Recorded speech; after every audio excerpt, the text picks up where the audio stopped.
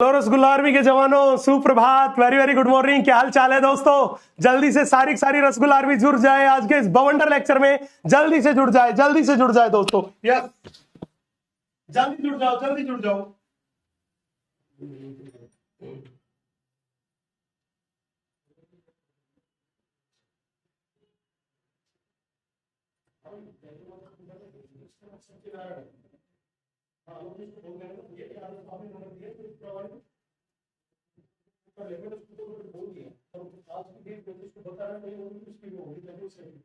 हाँ तो मैडम से कहते हैं मैडम अभी घंटी कर फोन किया उसमें से बोल दिया, फिर भी कोई दिक्कत हो तो बताओ।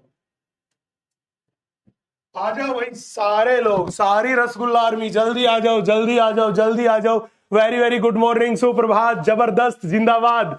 जी हाँ, आप सभी को जिस घड़ी का इंतजार था वो घड़ी आ चुकी है। हमने 11th वाला पोर्शन जो था वो खत्म कर दिया और आप लोगों का मोस्ट फेवरेट टॉपिक जिसका आप पूरी साल इंतजार करते हैं, दैट इज मानव जनन, मानव प्रजनन, ह्यूमन रिप्रोडक्शन वाला ये बवंडर, ये जबरदस्त, ये जिंदाबाद पोर्शन जो है वो हम शुरू करने वाले हैं। अब बच्चे पूछ रहे हैं सर कहां गए, कहां गायब हो गए? अरे भाई मेरे, बीच में भाई साहब कॉल आ गया था घर से, तो मैंने सोचा कहां आ गया तो एक बार भाई बोल के आना था ना, क्योंकि घर में सुरक्षित रहने का अधिकार है भाई साहब। वहां नहीं कोई बेलन से कूटेगा तो क्या करेंगे अपन?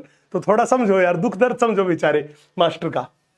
जी हाँ, तो जल्दी सारे रसगुल्ले, सारी रसगुल्लिया, पापा की परिया, मम्मी के मगरमच्छ, जल्दी से जुड़ जाइए, जल्दी से जुड़ जाइए। अब एक भाई लिख रहा है कि सर PYQs, बेटा मैंने जो आप लोगों को उसमें क्वेश्चंस करवाए हैं ना, जो अपने पास रसगुल्लों की अदालत में जो क्वेश्चंस मैंने डिस्कस किए हैं मेरे दोस्त, वो PYQ वाले ही क्वेश्चंस मैंने डिस्कस किए हैं, क्योंकि वो ही बहुत इंपॉर्टेंट सवाल थे। तो ऑलरेडी रसगुल्लों की अदालत में आपसे जो क्वेश्चन डिस्कस किए गए पिछले चैप्टर के, वो PYQ ही डिस्कस करे गए हैं। जी हाँ, तो जिन लोगों ने नहीं देखे हैं वो एक बार दोबारा से अपना मॉड्यूल वगैरह खोल के चेक करना। आपके मोस्टली PYQs मैं ऑलरेडी रसगुल्ले की अदालत में ही डिस्कस कर चुका हूं।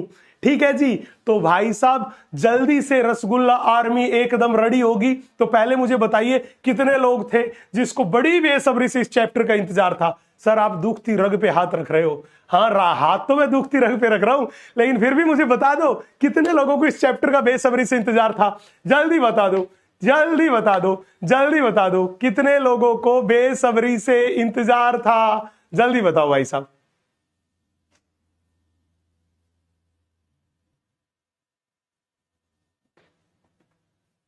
जल्दी बताओ, जल्दी बताओ, जल्दी बताओ, जल्दी बताओ, है ना? चलो, अरे भाई साहब सर हमको इंतजार था, मुझे पता है तुम साहब भाई साहब बड़े वाले हो।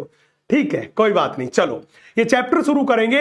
अब मुझे पहले ये बता दो कि ऑडियो एंड वीडियो एकदम क्लियर है, क्योंकि ये चैप्टर बहुत इंपॉर्टेंट चैप्टर है बेटा। नीट में इस चैप्टर से लगभग 3-4 सवाल हर साल आ रहे हैं। तो ये चैप्टर जो था ये बहुत इंपॉर्टेंट चैप्टर है। जल्दी से आप सभी जुड़ जाइए। हम यही बात करेंगे कि इस चैप्टर से हर साल नीट में 3-4 सवाल जो है वो इस चैप्टर से आ रहे हैं। यस मेरे दोस्त, जबरदस्त, जिंदाबाद सवाल आ रहे हैं। हर साल 3-4 सवाल इस चैप्टर से आ रहे हैं। तो क्लियर है? क्लियर है। तो अब भाई साहब जैसा मैं कहता हूं कि ये स्काई सर की दुनिया है, जल्दी से मोह माया को त्याग के, टेंशन फ्री होके, दिमाग के खिड़की दरवाजे खोल के, फैल के, पसर के बैठ जाओ, ताकि आज के बाउंडर लेक्चर को फील कर सके। ठीक है दोस्तों, चलो कहानी शुरू करता हूं, बताता हूं आज के इस बाउंडर लेक्चर की कहानी, किस बाउंडर लेक्चर में क्या है, कैसे होने वाला है, और इसका नीट में कितना कंट्रीब्यूशन है, कितना योगदान है। तो बड़े ही ध्यान से, बड़े ही इत्मीनान से देखिएगा मेरे दोस्त। हम इस चैप्टर के बारे में बात कर रहे हैं। ये जो चैप्टर है, इस चैप्टर का नीट में बहुत इंपॉर्टेंट योगदान है। इस चैप्टर से नीट में 3 से 4 क्वेश्चंस आते हैं। तो इस चैप्टर से कितने क्वेश्चन आए बेटा? 3 से 4 क्वेश्चन नीट में आ रहे हैं पिछले कई सालों से। अगर हम देखेंगे तो लगभग 3 से 4 क्वेश्चन हर साल पूछे जा रहे हैं। वो इसी चैप्टर से पूछे जा रहे हैं मेरे दोस्त, इसी चैप्टर से पूछे जा रहे हैं। तो इस हिसाब से ये चैप्टर जो हुआ ये बहुत इंपॉर्टेंट चैप्टर हुआ। यस, तो अब कहानी शुरू करते हैं इस चैप्टर की। आपको चैप्टर के बारे में भी पता हो गया। यस, अब बात करते हैं इसकी मेन कहानी। बड़े ध्यान से, बड़े इत्मीनान से चीजों को देखिएगा। पहले मैं चैटिंग बंद कर देता हूं, उसके बाद कहानी शुरू करते हैं, है ना, ताकि भाई चैप्टर को आप अच्छे से पढ़ पाओ। नहीं तो पता चला लोगों की अलग ही कथा चल रही है, मैं यहां कुछ सुना रहा हूं। चले भाई साहब देखते हैं। बच्चे, अपने चैप्टर का नाम है मानव प्रजनन। हमने क्या बताया? हमने बताया कि चैप्टर का नाम है मानव प्रजनन। तो सबसे पहले बात करेगा कि सर आप हमें मानव के बारे में कुछ बात बताइए, मानव में रिप्रोडक्शन के बारे में कुछ बात बताइए। बेटा, आपको पता है कि मानव जो है वो मानव कैसा है? हमने बोला वो एक लिंगी जंतु है। जब भी बात करके चले मानव कैसा है, हमने बोला मानव जो है वो एक लिंगी जंतु है। कैसा जंतु है? एक लिंगी जंतु है। मतलब उसमें क्या पाई जाती है? लैंगिक द्विरूपता। मतलब क्या होती है? लैंगिक द्विरूपता। क्या होती है? लैंगिक द्विरूपता। और इसे ही बोलते हैं डायोसियस। इसे ही बोलते हैं डायोसियस। इसे ही बोलते हैं डायोसियस। तो याद रखना, मानव एक लिंगी है, उसमें लैंगिक द्विरूपता पाई जाती है। वो कैसा है? डायोसियस। पहली बात। दूसरी बड़ी बात पूछेगा, गुरुजी आपने ये तो बताया मानव एक लिंगी है, लेकिन ये बताओ मानव में निषेचन कैसा होता है? आंतरिक निषेचन होता है कि बाह्य निषेचन? हमने कहा भाई साहब मानव जो होता है उसमें आंतरिक निषेचन होता है। उसमें आंतरिक निषेचन होता है। मतलब नर व मादा गैमीट जो मिलते हैं वो मादा के शरीर में मिलते हैं, उसे बोलते हैं आंतरिक निषेचन। आंतरिक निषेचन। पूछेगा सर आप बताओ परिवर्धन कैसा होता है? हम मनुष्य में लार्वा नहीं होता, तो मेरे को बताओ जब लार्वा नहीं होगा तो परिवर्धन कैसा होगा? हमने बोला यहां पे होगा प्रत्यक्ष परिवर्धन। कैसा होगा? प्रत्यक्ष परिवर्धन। प्रत्यक्ष परिवर्धन। पूछेगा सर एक बात और बताओ, आप ये बताओ ये मानव जो होता है ये बच्चे देता है, बच्चे पैदा करता है, बच्चे को जन्म देता है कि अंडे देता है? भाई अंडे देने वाला मानव नहीं है, ये बच्चे को जन्म देता है। और बच्चे को जन्म देने वाले को बोलते हैं जरायुज, दैट इज विविपेरस। जरायुज जंतु है, दैट इज विविपेरस जंतु है। कौन? मानव। पूछेगा चलो सर मानव के बारे में आपने इतनी सारी बातें तो बताई, लेकिन गुरुजी एक बात आप बता दो। हमने कहा भैया क्या बात बता दे? सर आप हमें ये बताओ कि ये कॉमन बातें मानव के बारे में थी जो हमें पता होनी चाहिए। यस, आप हमें ये बताइए कि अगर बात करके चले मानव के बारे में तो एक लिंगी जंतु है, आंतरिक निषेचन होता है, प्रत्यक्ष परिवर्धन होता है, जरायुज होता है। इसके अलावा अगर कोई हमसे एक सवाल पूछे कि इस चैप्टर में हम प्रजनन के बारे में बात कर रहे हैं, रिप्रोडक्शन के बारे में बात कर रहे हैं, तो आप हमें ये बताओ ये रिप्रोडक्शन होता क्या है और किसी भी जंतु को रिप्रोडक्शन करने की क्या जरूरत होती है? किसी भी जंतु को रिप्रोडक्शन करने की क्या जरूरत होती है? हमने कहा बिल्कुल, इस सवाल का जवाब देते हैं। बड़े ध्यान से सुनिएगा, बड़े ध्यान से, बड़े इत्मीनान से सुनिएगा। मैं बात कर रहा हूं आपसे रिप्रोडक्शन, प्रजनन का मतलब। सबसे पहली बात थी कि सर रिप्रोडक्शन प्रजनन में होता क्या है? बेटा प्रजनन में जीव जो है वो अपने जैसे ही बच्चे, अपने जैसे ही, अपने समान ही संतति पैदा करता है। तो मैंने बोला जीवों द्वारा अपने समान संतति पैदा करने की प्रक्रिया को क्या बोलते हैं? प्रजनन। और ये कौन करते? केवल जीव। इसलिए कैसी है? जैविक प्रक्रिया। तो मैंने बोला ये एक जैविक प्रक्रिया है। जैविक प्रक्रिया है, प्रक्रिया है जिसमें जीव अपने समान ही, जीव अपने समान ही संतति पैदा करता है। अपने समान ही संतति पैदा करता है। पूछेगा गुरुजी इसे प्रजनन कहते हैं। इसे क्या कहते हैं मेरे बच्चे? प्रजनन कहते हैं। ये बात है, ये तो यार 7वीं 8वीं क्लास से पढ़ते आ रहे हो। अब सवाल तो ये था कि सर किसी भी जीव को प्रजनन करने की जरूरत क्या थी? भाई साहब क्या जरूरत थी? अब देखो, हमने बोला कि भाई साहब मेरे पास ये कोई जीव है, सजीव है, या मैंने कहा कोई जंतु है। बेटा अगर किसी भी सजीव को, किसी भी जंतु को देखोगे तो उस जंतु का जीवन काल जो होता है वो फिक्स होता है। तो मैंने बोला ये जीव है, ये सजीव है, ये कोई जंतु है। अगर बात करें हम किसके बारे में, इसके जीवन काल के बारे में, तो इसका जीवन काल क्या है? बोला इसका जीवन काल एकदम फिक्स्ड है। इसका जीवन काल जो है वो क्या है बेटा? फिक्स्ड है। मतलब ये है कि हम कहते हैं जो पैदा हुआ है वो मरेगा भी, जो ही जीवन काल पूरा होगा तो फिक्स्ड है, तो मृत्यु तो होगी। तो हमने कहा अगर इसका जीवन काल फिक्स है तो सीधी सी बात है, फिक्स है तो इसकी मृत्यु होगी, अतः इसकी क्या होगी? मृत्यु होगी। अतः इसकी क्या होगी? अतः इसकी मृत्यु होगी। बोला सर बिल्कुल ठीक बात है। तो अब बताओ अगर जीव पैदा हुआ और वो मर गया तो धरती पर से उसकी तो जाति खत्म हो जाएगी।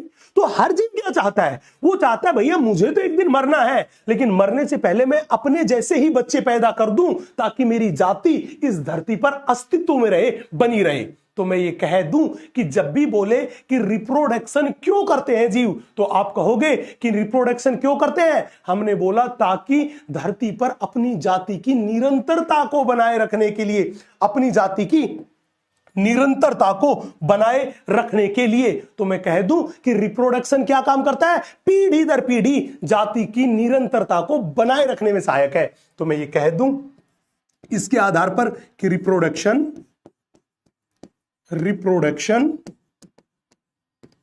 पीढ़ी दर पीढ़ी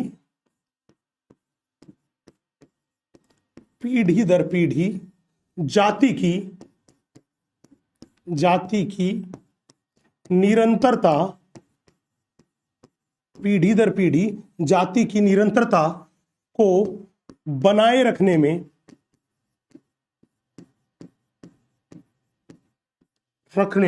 सहायक है।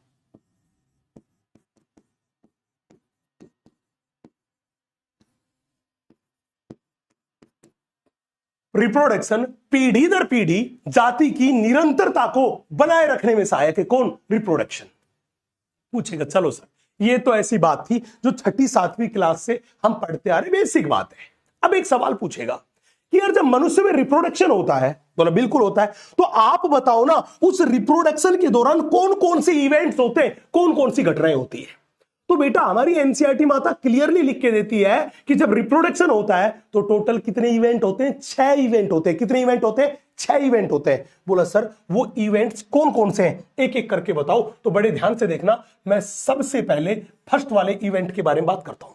बेटा सबसे पहले क्या होता है? नर व मादा में एक युग्मक का निर्माण होता है। तो सबसे पहला इवेंट है वो मेरे पास है गैमीटोजेनेसिस मतलब युग्मक जनन। इसे क्या बोलते हैं? गैमीटोजेनेसिस को इसे ही बोलते हैं मेरे बच्चे युग्मक जनन। इसे ही में बोलते हैं, वो बोलते हैं युग्मक जनन। बोला युग्मक जनन का क्या मतलब है? बेटा नर के वृषण में शुक्राणुओं का निर्माण होगा, मादा में अंडाशय में अंडे का निर्माण होगा। तो मैंने बोला नर व मादा में युग्मकों का निर्माण होता है। तो मैंने बोला नर के वृषण में शुक्राणु बनते हैं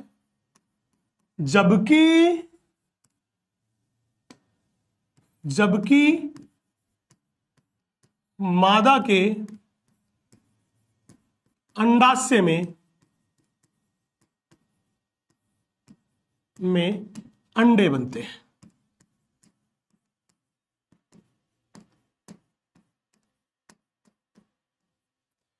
मादा के अंडाशय में अंडे बनते, इस प्रक्रिया को क्या बोलते हैं? गैमीटोजेनेसिस मतलब युग्मकों का निर्माण होता है। पूछेगा सर ठीक है, तो सबसे पहला इवेंट जो था उसमें युग्मकों का निर्माण हुआ। बोला सर ठीक है। उसके बाद बात वो आया अपने पास दूसरे इवेंट में। पहला इवेंट जो था उसमें युग्मकों का निर्माण हुआ, उसके बाद आया अपने पास दूसरा इवेंट। दूसरे इवेंट को बोलते हैं इनसेमिनेशन।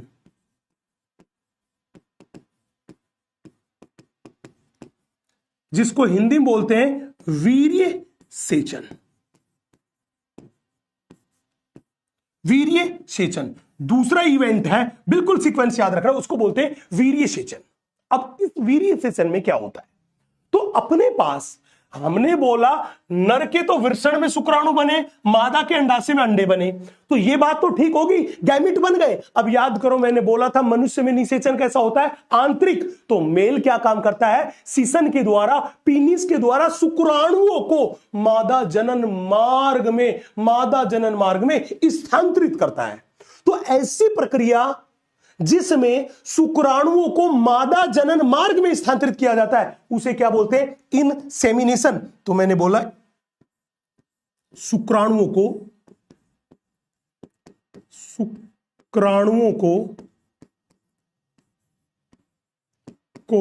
मादा जनन मार्ग में स्थानांतरित किया जाता है।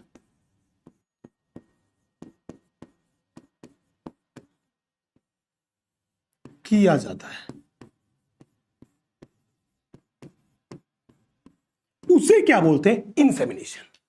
अब बेटा अपने पास इस गैमेटोजेनेसिस के बारे में हम बात तो डिटेल में करेंगे, लेकिन एक छोटी सी बात थी, क्या हमारी एनसीईआरटी माता ने इंट्रोडक्शन में ज्ञान पेल दिया, जो पेलना तो बहुत बाद में चाहिए था, लेकिन उसने यहीं पे पेल दिया। मैं उस ज्ञान को यहीं पे लिख देता हूं ताकि दोबारा फिर लिखेंगे, लेकिन यहां पे लिख देता हूं। वो पूछेगा बताओ नर के वृषण में शुक्राणु बनते हैं और मादा के अंडाशय में अंडे बनते हैं। बोला हाँ, बताओ नर में गैमेटोजेनेसिस कब स्टार्ट होता है। बेटा नर में किशोर अवस्था में, प्यूबर्टी के समय स्टार्ट होता है और फिर जीवन पर्यंत चलता रहता है, वृद्ध अवस्था में भी चलता रहता है। तो मैं ये पॉइंट लिख देता हूं कि नर में गैमेटोजेनेसिस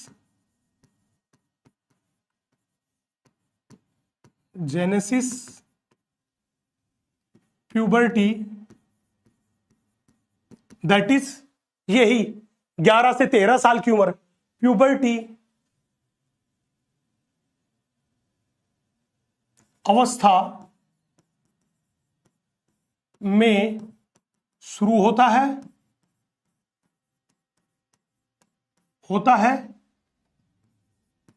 फिर जीवन पर्यंत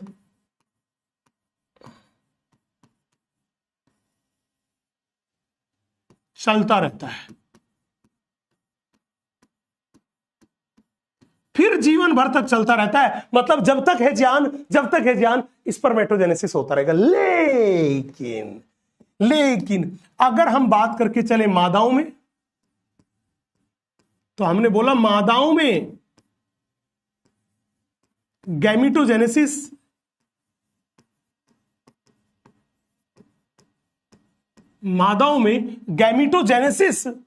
भ्रूणीय अवस्था में शुरू होता है। भ्रूणीय अवस्था में शुरू होता है और लगभग 50 वर्ष की उम्र में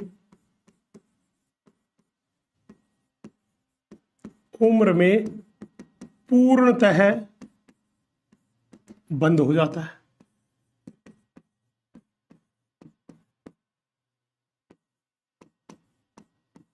लगभग 50 वर्ष की उम्र में पूरी तरह से बंद हो जाता है क्या, गैमेटोजेनेसिस। तो ये बात याद रखनी है कि नर में तो 11-12 साल की एज में गैमिट का निर्माण शुरू होगा, शुक्राणु का निर्माण शुरू होगा और फिर चलता रहेगा जब तक है जान। लेकिन महिलाओं में ये प्रक्रिया जो थी ये भ्रूणीय अवस्था में शुरू हो जाएगी, फिर रुक जाएगी, फिर जब महिला जो थी वो लगभग 11 से 13 साल की एज में आएगी तो उसमें मेंस्ट्रुअल साइकिल, माहवारी आना शुरू होगा, फिर वो दोबारा से आगे बढ़ता रहेगा और कब तक, 50 साल की एज तक लगभग वो चलता रहेगा। 50 साल के बाद महिलाओं के अंडाशय में अंडे का निर्माण नहीं होता और जब अंडा निर्माण नहीं होगा तो याद रखना 50 साल की उम्र के बाद महिलाएं बच्चा पैदा नहीं कर सकती। यस, इतनी बात मेरे हिसाब से क्लियर होनी चाहिए।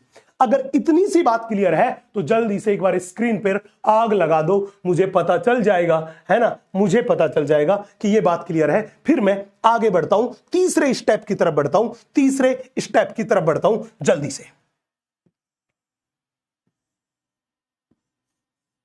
तीसरे स्टेप की तरफ बढ़ता हूं जल्दी से। यस बच्चा पार्टी, जल्दी, कहां गायब हो गए प्रभु? हाँ, अब आग का दौर दिखा, चलो शाबाश। अब इंसेमिनेशन के बाद तीसरा जो पद आता है, उस तीसरे पद को अपन बोलते हैं बेटा फर्टिलाइजेशन। आपको पता है ये फर्टिलाइजेशन है, इसे ही हिंदी में बोलते हैं निषेचन। इसे ही क्या बोलते हैं? निषेचन। सवाल था गुरुजी आप बताइए इस निषेचन वाली प्रक्रिया में क्या होता है? बेटा ये निषेचन वाली प्रक्रिया जो होती है, इसमें मादा के शरीर में, मादा की अंडवाहिनी में, फैलोपियन ट्यूब में नर गैमिट तथा मादा गैमिट आपस में मिलते हैं। हमने बोल दिया ये मेरे पास जो है, ये मेरे पास स्पर्म है जो कि एन है, हैप्लोइड है, ये मेरे पास है स्पर्म। हमने मान लिया मेरे बच्चे कि ये जो मेरे पास है, ये मेरे पास जो दिखाई दे रहा है ये एन है, हैप्लोइड है, ये मेरे पास है एग। हमने बोला निषेचन में क्या होता है, ये दोनों के दोनों जो गैमिट जो थे ये आपस में होंगे फ्यूज। क्या होंगे? फ्यूज। मतलब इनका क्या हुआ? निषेचन। और जब दोनों का निषेचन हुआ तो निषेचन के फलस्वरूप अपने पास बना युग्मनज। अपने पास बना युग्मनज। इस युग्मनज को ही आप बोलते हो जाइगोट। इसी को बोलते हो जाइगोट, जाइगोट, जाइगोट। और यहां पे देखो ये मेरे पास कैसा था? ए गुणित एन। ये कैसा था? ए गुणित एन। तो ये जो जाइगोट होगा ये होगा 2n। क्या होगा? 2n। तो निषेचन का मतलब क्या था? नर व मादा युग्मकों के संलयन से। नर युग्मक भी कैसा था? अगुणित। मादा युग्मक भी कैसा था? अगुणित। इनके संलयन से द्विगुणित जाइगोट युग्मनज के बनने की प्रक्रिया को क्या बोलते हैं? निषेचन। क्या बोलते हैं? निषेचन। तो यहां पे तीसरा पद जो मेरे पास है वो कौन सा है मेरे बच्चे? निषेचन। पूछेगा सर निषेचन के बाद क्या हुआ? ये लो, निषेचन के बाद हम मूव करते हैं, वो मूव करते हैं बेटा चौथे पद पे। निषेचन के बाद हम पहुंचते हैं कौन से पद पे मेरे बच्चे? चौथे पद पे। पूछेगा सर चौथा पद क्या था? बेटा याद करो निषेचन के बाद जो निषेचित अंडा था, भ्रूण था, ब्लास्टोसिस्ट था, वो गर्भाशय की भित्ति से जाके चिपकता है, उसे बोलते हैं इम्प्लांटेशन। उसे अपन क्या बोलते हैं? इम्प्लांटेशन।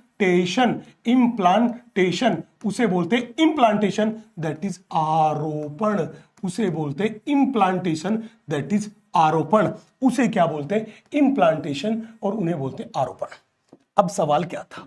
सवाल सीधा सा था कि आरोपण में क्या होता है? मैंने बोला भ्रूण या ब्लास्टोसिस्ट का गर्भाशय की भित्ति से चिपकना, उसे ही क्या बोलते हैं? आरोपण। तो इसमें क्या होता है? मैंने बोला भ्रूण या मैं कहूं ब्लास्टोसिस्ट, ब्लास्टोसिस्ट गर्भाशय की, ब्लास्टोसिस्ट गर्भाशय की भित्ति से चिपकता है। गर्भाशय की भित्ति से चिपकता है, भित्ति से चिपकता है, चिपकता है। इस प्रक्रिया को ही क्या बोलते हैं? इसे ही बोलते हैं इम्प्लांटेशन। इसे ही बोलते हैं इम्प्लांटेशन, आरोपण बोलते हैं। बोला सर ठीक है, भ्रूण का आरोपण हो गया, अब क्या होगा? वो भ्रूण जो था वो गर्भाशय में वृद्धि तथा विकास करेगा। वो गर्भाशय में क्या करेगा? वृद्धि तथा विकास करेगा। कितने दिन तक? आरोपण से लगभग 9 से 9.5 महीने तक। वो मूवी में डायलॉग होगा ना, मां कहती है मैंने 9 महीने तुझे अपने पेट में रखा, कोख में रखा। तो ये इंप्लांटेशन के बाद का जो 9 से 9.5 महीने का टाइम है, तब तक भ्रूण कहां रहता है? मां के गर्भाशय में, मां के पेट में वृद्धि तथा विकास करता है। तो हमने बोला इसके बाद अपने पास आता है, वो आता है 5वां पद, जिसको अपन बोलते हैं गैस्टेशन।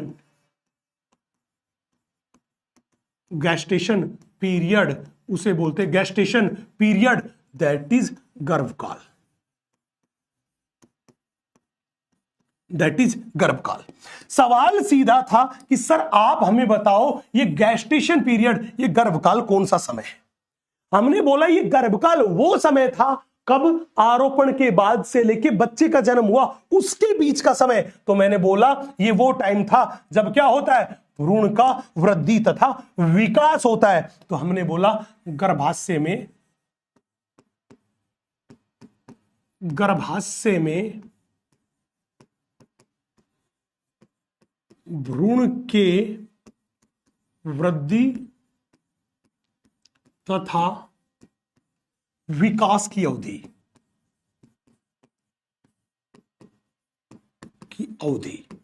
ये समय कितना होता है बेटा, ये होता है 9 से 9.5 मंथ्स का समय, 9 से 9.5 महीने का समय होता है। इसे ही बोलते हैं गैस्टेशन पीरियड। क्या बोलते हैं, गैस्टेशन पीरियड, दैट इज गर्भकाल। अब इस इवेंट में मेरे पास अंतिम घटना है, इस इवेंट में मेरे पास अंतिम घटना है, दैट इज छठी घटना है, उसको अपन बोलते हैं पार्चुरेशन।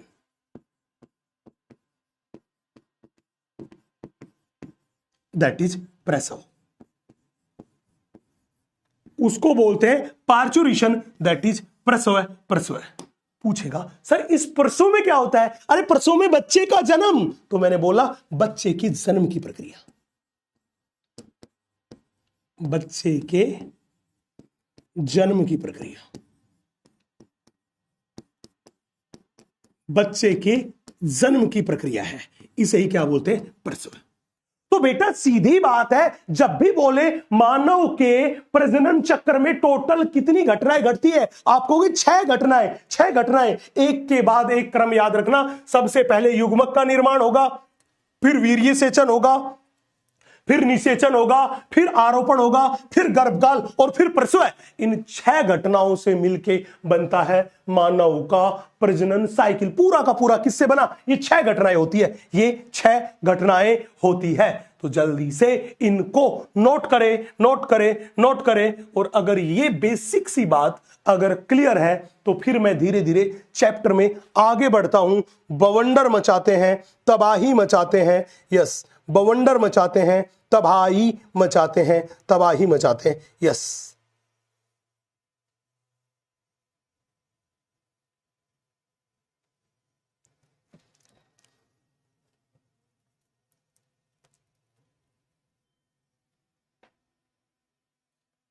जल्दी बताओ। हाँ बेटा बहुत अच्छा बच्चा, ये कह रहे सर पार्चुरेशन के बाद पार्टी। हाँ भैया, घर में नया मेहमान आ जाता है, बिल्कुल राशन कार्ड में एक और नाम जुड़ जाएगा और पार्टी करते हैं। बिल्कुल सही कह रहा है, अरे मेरे गोचू तू सही कह रहे, मेरा बेटा एकदम बहुत अच्छा बच्चा, पार्टी करेंगे। शाबाश, बधाई मिल चुकी है, राशन कार्ड में एक और नाम जुड़ गया है, घर में एक नया मेहमान आ गया, यस। इतनी कहानी क्लियर है। अब मैं थोड़ा सा आगे बढ़ता हूं बेटा। अब हम ये कुछ बेसिक बातें थी, अब हम चैप्टर में थोड़ा सा और आगे बढ़ते हैं, कुछ इंटरेस्टिंग से कंसेप्ट की तरफ बढ़ते हैं। अब इन बेसिक सी बातों में एनसीईआरटी माता क्या बोली, चलो इन एनसीईआरटी माता को भी दुआ सलाम कर लेते हैं। यहीं पे देखिएगा बड़े ध्यान से, एनसीईआरटी माता क्या कह रही है। एनसीईआरटी माता क्या कह रही है कि मानव में जनन घटनाओं के अंतर्गत युग्मक की रचना होती है, जिसे बोलते हैं युग्मक जनन। पुरुष में शुक्राणुओं का और मादा में अंडाणुओं का निर्माण होता है। उसके बाद होता है वीर्य सेचन, जिसे बोलते हैं इनसेमिनेशन। उसके बाद युग्मकों का संलयन होता है, दैट इज होता है निषेचन। निषेचन के फलस्वरूप क्या बन रहा है, जाइगोट। उसके बाद क्या हुआ कि ब्लास्टोसिस्ट जो था, वो ब्लास्टोसिस्ट गर्भाशय में की दीवार से जाके चिपक जाता है, इसको बोलते हैं आरोपण, दैट इज इंप्लांटेशन। इंप्लांटेशन के बाद आता है गर्भकाल, जिसमें भ्रूण की वृद्धि विकास होता है, और उसके बाद होता है प्रसव। तो आप काउंट कर लो, 1 2 3 4 5 और 6। चले, अब यहां पे ही एनसीईआरटी माता ने लिख के दिया कि भाई साहब पुरुष जो है उस पुरुष में वृद्ध अवस्था में भी शुक्राणु बनते रहते हैं, लेकिन महिलाएं जो होती है, महिलाओं में अंडाणु का निर्माण लगभग 50 वर्ष की आयु में लगभग समाप्त हो जाता है, समाप्त हो जाता है, समाप्त हो जाता है। ये बात एनसीईआरटी ने लिख के दी और मैंने भी आपको क्लियरली ये बात बताई है कि यौवन अवस्था में लगभग 11 से 13 साल की उम्र में नर में शुक्राणुओं का निर्माण होना शुरू होता है शुक्राशय में, और वो बंद कब होता है? कभी भी नहीं होता। एक बार शुरू हुआ तो रुकेगा नहीं, जीवन पर्यंत चलता रहेगा। जबकि मादाओं में क्या होता है? अंडे का निर्माण भ्रूणीय अवस्था में ही शुरू हो जाता है और वो लगभग 50 साल की उम्र में जाके लगभग बंद हो जाता है, पूर्णतः बंद हो जाता है। ये बात याद रखना बहुत बहुत इंपॉर्टेंट बात है। तो अगर एनसीईआरटी माता की सारी बात क्लियर है तो एक बार कह दो, जय हो एनसीईआरटी माता की, जय हो, जय हो, जय हो, जय हो। मेरे दोस्त जल्दी मेरे को बताओ, एक भी बात रटने की नहीं है, रटने की बात नहीं बोली मैंने, इस पूरी की पूरी बात को बड़े सलीके से आपके सामने रख दिया, बिल्कुल एक एक स्टेप के साथ। जल्दी बताओ मेरे बच्चे।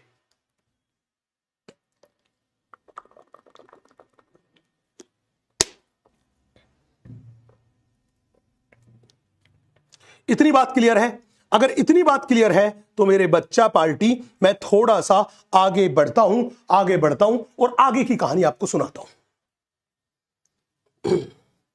आगे की कहानी आपको सुनाता हूं, आगे की कहानी आपको सुनाता हूं। बड़े ध्यान से देखना बच्चे, मैं आपसे बात करता हूं मानव जनन तंत्र के बारे में। बहुत ध्यान से, बहुत इत्मीनान से देखिएगा, बहुत प्यारा जबरदस्त जिंदाबाद कंसेप्ट मैं आपको बताने वाला हूं।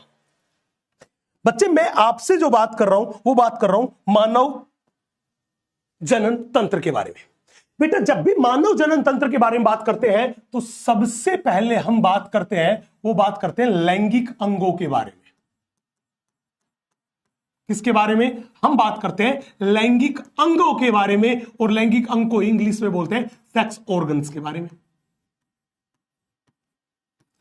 लैंगिक अंगों के बारे में बात करते हैं और ये लैंगिक अंग जो थे यही मेरे पास है सेक्स ऑर्गन्स। सवाल था गुरुजी आप एक बात बताओ, क्या ये लैंगिक अंग जो थे, इन लैंगिक अंग को हमने कितने प्रकार में बांटा? बहुत ध्यान से देखना बेटा, ये लैंगिक अंग जो थे, इन लैंगिक अंग को एग्जैक्टली हमने 2 प्रकार में बांटा। ये जो लैंगिक अंग है इनको कितने प्रकार में बांटा? इन लैंगिक अंगों को हमने 2 प्रकार में बांटा, 2 प्रकार में बांटा, 2 प्रकार में बांटा। पहला मेरे पास है प्राथमिक लैंगिक अंग, पहला मेरे पास है प्राथमिक लैंगिक अंग, पहला मेरे पास है प्राथमिक लैंगिक अंग, और दूसरा मेरे पास है, वो मेरे पास है द्वितीयक लैंगिक अंग। दूसरा मेरे पास है द्वितीयक लैंगिक अंग। तो जब भी बोले बताओ लैंगिक अंग कितने प्रकार के, हमने कहा 2 प्रकार के, पहला प्राथमिक लैंगिक अंग, दूसरा द्वितीयक लैंगिक अंग। अब बहुत प्यारा सा सवाल आएगा, सर आप हमें बताइए इस प्राथमिक लैंगिक अंग और द्वितीयक लैंगिक अंग में अंतर क्या है? बहुत ध्यान से, जबरदस्त। ये चैटिंग करने वाले लोग भाई साहब थोड़ी देर मोह माया को छोड़े, यस टॉपिक पे ध्यान दें। प्राथमिक लैंगिक अंग कौन से होते हैं? बेटा प्राथमिक लैंगिक अंग वो है जिनमें युग्मकों का निर्माण होता है। तो हमने बोला प्राथमिक लैंगिक अंग के बारे में कोई भी पूछे तो हमने बोला क्या होता है? हमने बोला इनमें युग्मकों का निर्माण होता है, इनमें युग्मकों का निर्माण होता है, इनमें युग्मकों का निर्माण होता है, पहली बात। और क्या होता है? दूसरी बड़ी बात, ये वो अंग थे जो हार्मोन का स्रावण भी करते हैं। हमने बोला दूसरी बात, ये हार्मोन का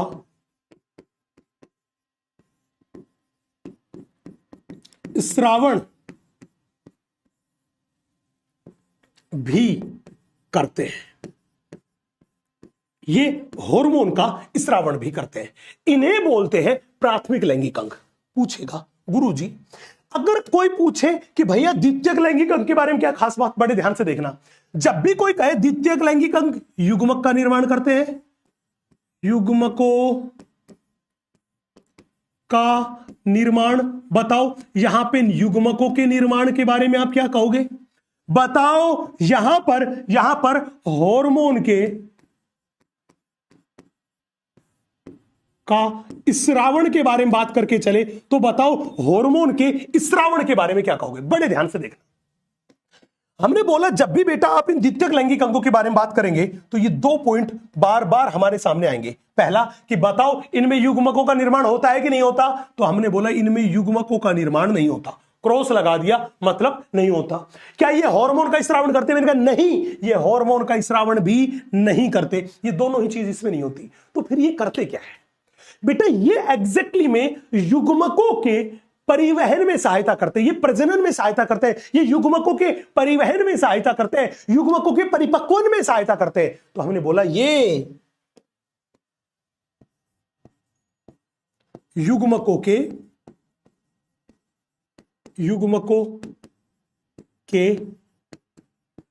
परिवहन तथा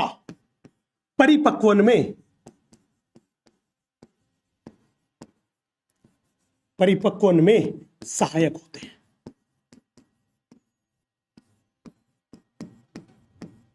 मतलब ये युग्मकों को परिवहन करते हैं, उसे एक जगह से दूसरी जगह लेके जाते हैं, और उनके परिपक्वन के स्थल भी है, वहां पर परिपक्वन भी होता है। ये काम किसके थे? ये द्वितीयक लैंगिक अंगों के थे। पूछेगा सर तो बड़ी बड़ी बात आई कि इनका काम युग्मकों का निर्माण करना है, हार्मोन का स्रावण करना है, और इनका काम है युग्मकों का परिवहन करना, उनका परिपक्वन करवाना। हमने कहा बिल्कुल सही बात बोले। बोला गुरुजी क्या उदाहरण बता दोगे? अरे झंडू मेरे से अगर आप उदाहरण पूछोगे तो मैं बिल्कुल बता दूंगा, लेकिन अगर कहोगे गुरुजी बताओ नर में प्राथमिक कौन सा, तो हमने बोला नर में प्राथमिक होता है टेस्टिस, दैट इज वृषण। नर में वृषण में ही युग्मकों का निर्माण होता है, और वृषण ही हार्मोन स्रावित करता है, टेस्टोस्टेरोन, वो ही स्रावित कर रहा है। अगर कोई कहेगा सर मादा में, अगर कोई कहेगा गुरुजी आप बताओ मुझे मादा में, तो हमने बोला जब भी मादा के बारे में बात करके चलेगा तो हम बात करेंगे ओवेरी के बारे में, दैट इज अंडाशय के बारे में, दैट इज अंडाशय के बारे में। याद करो मादा के अंडाशय में अंडे का निर्माण भी होता है, और उस अंडाशय से एस्ट्रोजन, प्रोजेस्टेरोन, ये हार्मोन भी स्रावित होते हैं। तो ये है प्राथमिक लैंगिक अंग जो दोनों काम कर रहे हैं। पूछेगा गुरुजी द्वितीयक लैंगिक अंगों का उदाहरण बताओ ना अगर आपके पास कोई है। हमने कहा बिल्कुल हम बता देंगे। अगर द्वितीयक लैंगिक अंगों का आप मेरे से एग्जाम्पल पूछोगे तो सबसे पहले मैं कह देता हूं नर में, कि नर के शरीर में द्वितीयक लैंगिक अंग कौन से हैं। नर के शरीर में द्वितीयक लैंगिक अंग जो है, वो नर के शरीर में द्वितीयक लैंगिक अंग कौन से हैं? बेटा याद करो, आपने नर के शरीर में सुना होगा, नाम सुना होगा आपने अधिवृषण का। क्या अधिवृषण का नाम सुना है? जल्दी बताओ, क्या नर में अधिवृषण का नाम सुना है? शुक्रवाहिका का नाम सुना है? शुक्राशय का नाम सुना है? तो हमने बोला नर में क्या था? अधिवृषण,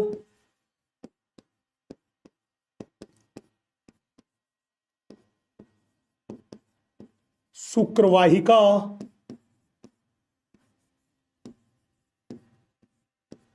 हमने बोला शुक्राशय, ईटीसी। पूछेगा गुरुजी अगर कोई मादा में पूछे तो? भाई साहब ये लो, मादा में पूछे तो हमने बोला मादा में पूछे तो अंडवाहिनी, गर्भाशय, सर्विक्स,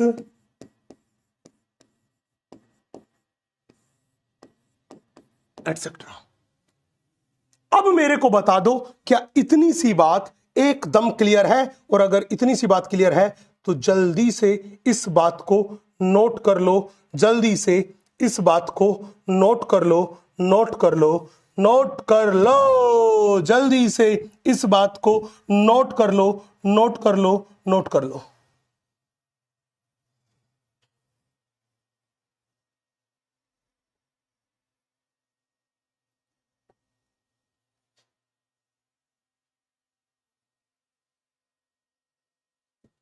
जल्दी से इस बात को नोट कर लो। यस, ये हमने एक जनरल बात बता दी आपसे कि प्राथमिक लैंगिक अंग क्या होते हैं, द्वितीयक लैंगिक अंग क्या होते हैं। यस, इस बात को नोट करो, फिर मैं अगले कंसेप्ट पे मूव करता हूं। धीरे धीरे धीरे धीरे कंसेप्ट की डेप्थ बढ़ती जाएगी, बड़े ध्यान से देखिएगा। चले भाई अपन आगे, आप बताओ चले क्या, आगे चले क्या, आगे चले क्या, जल्दी बताओ जल्दी बताओ, आगे चले क्या, जल्दी बताओ। यस, क्लियर है। चलो भाई हम आगे बढ़ते, बड़े ध्यान से देखना। अब हम पहले बात करेंगे नर जनन तंत्र के बारे में, उसके बाद बात करेंगे मादा जनन तंत्र के बारे में। तो बड़े ध्यान से देखना, हम पहले आपसे बात कर रहे हैं मेरे दोस्त, वो बात कर रहे हैं इस नर जनन तंत्र के बारे में। सवाल सीधा पूछा जाता है कि सर ये नर जनन तंत्र कहां पर स्थित होता है। याद करो, ये जो भाग है जहां मैंने बेल्ट लगा रखी, इस भाग को बोलते हैं श्रोणी भाग। कौन सा भाग बोलते हैं? श्रोणी भाग। तो जब भी बोले नर जनन तंत्र कहां स्थित होता है, तो आप कहोगे ये श्रोणी भाग में स्थित होता है, पैल्विक रीजन में स्थित होता है। तो नर जनन तंत्र कहां स्थित होता है? मैंने बोला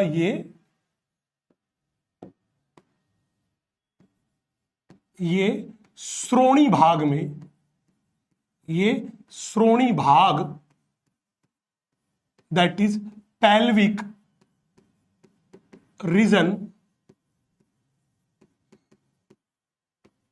में स्थित होता है।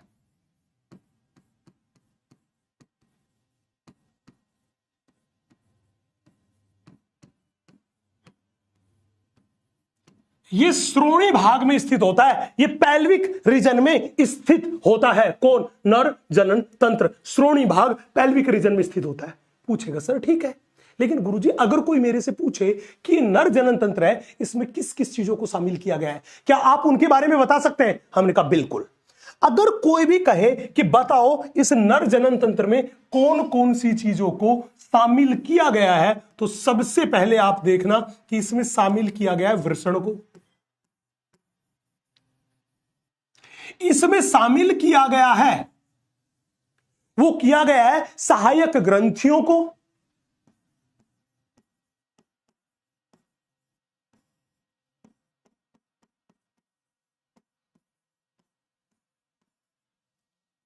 इसमें शामिल किया गया है सहायक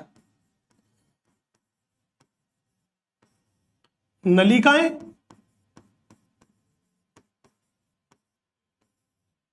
इसमें शामिल किया गया है बाह्य जननेंद्रिय,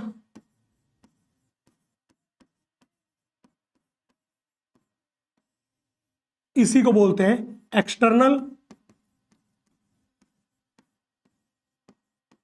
जेनिटेलिया।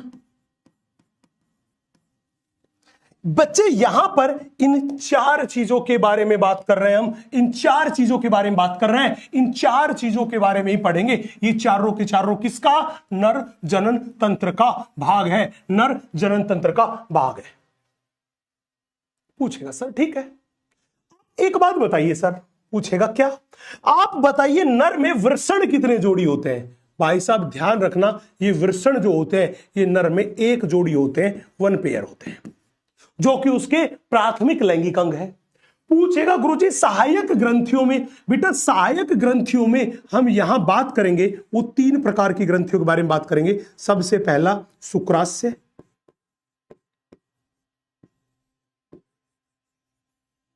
दूसरी हम बात करेंगे वो करेंगे प्रोस्टेट ग्रंथि के बारे में,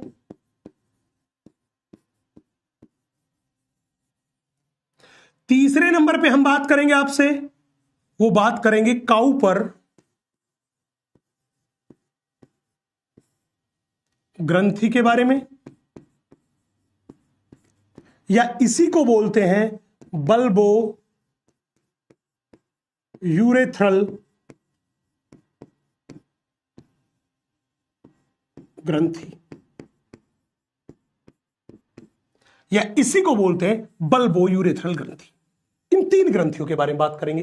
बच्चे यहां पे मैं आपको बता दूं कि ये शुक्राशय जो होता है, ये शुक्राशय भी एक जोड़ी होता है, वन पेयर होता है। ये बल्बो यूरेथ्रल ग्रंथि जो है ये भी एक जोड़ी होती है, वन पेयर होती है, वन पेयर होती है। लेकिन इस प्रोस्टेट ग्रंथि की संख्या केवल कितनी है? एक। और जिसकी संख्या एक है बताओ वो युग्मित हुआ कि अयुग्मित? तो ध्यान रखना ये मेरे पास है अयुग्मित, ये मेरे पास है अयुग्मित ग्रंथि, ये मेरे पास है कौन सी ग्रंथि मेरे बच्चे? ये मेरे पास है अयुग्मित ग्रंथि।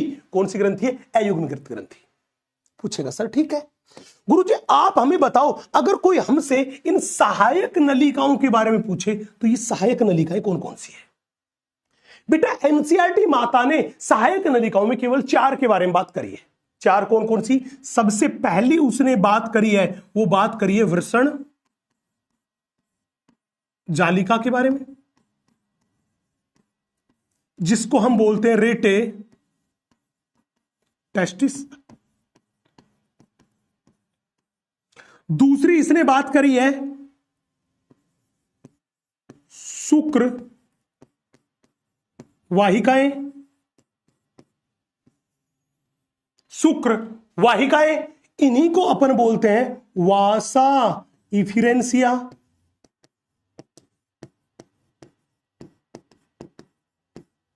तीसरी इन्होंने बात करी है, वो करी है अधिवृषण के बारे में।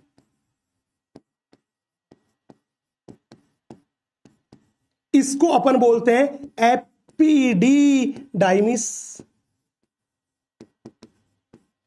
और अंतिम वाली जो इन्होंने बात करी है वो बात करी है शुक्रवाहक के रूप बारे में, जिसको अपन बोलते हैं वास डिफरेंस, जिसको अपन बोलते हैं वास डिफरेंस। तो सहायक नलिकाएं जो है इनमें 4 के बारे में एनसीईआरटी माता ने बात करी है। अंतिम पूछेगा सर बाह्य जननेंद्रिय क्या है? जनन तंत्र का कौन सा भाग बाहर से दिखाई दे रहा है? अरे भाई सीधी सी बात करके चले तो इस बाह्य जननेंद्रिय में उसने बात करी किसके बारे में? शीशन के बारे में। इस शीशन जो था, इस शीशन को बोलते पीनिस। इसके साथ साथ हम यहां पर वृषण कोष को भी शामिल कर लेंगे, वृषण कोष को भी शामिल कर लेंगे, वृषण कोष को भी शामिल कर लेंगे। ये था मानव जनन तंत्र के भाग जिनसे मिलके मानव जनन तंत्र बना है। जल्दी से इस नर जनन तंत्र के ये जो भाग है इनको नोट कर लीजिए, इनको नोट कर लीजिए, कर लीजिए, कर लीजिए। यस, जल्दी से नोट कीजिए मेरे बच्चे, जल्दी से नोट करें रसगुल्ला आर्मी, जल्दी से नोट करें रसगुल्ला आर्मी। यस,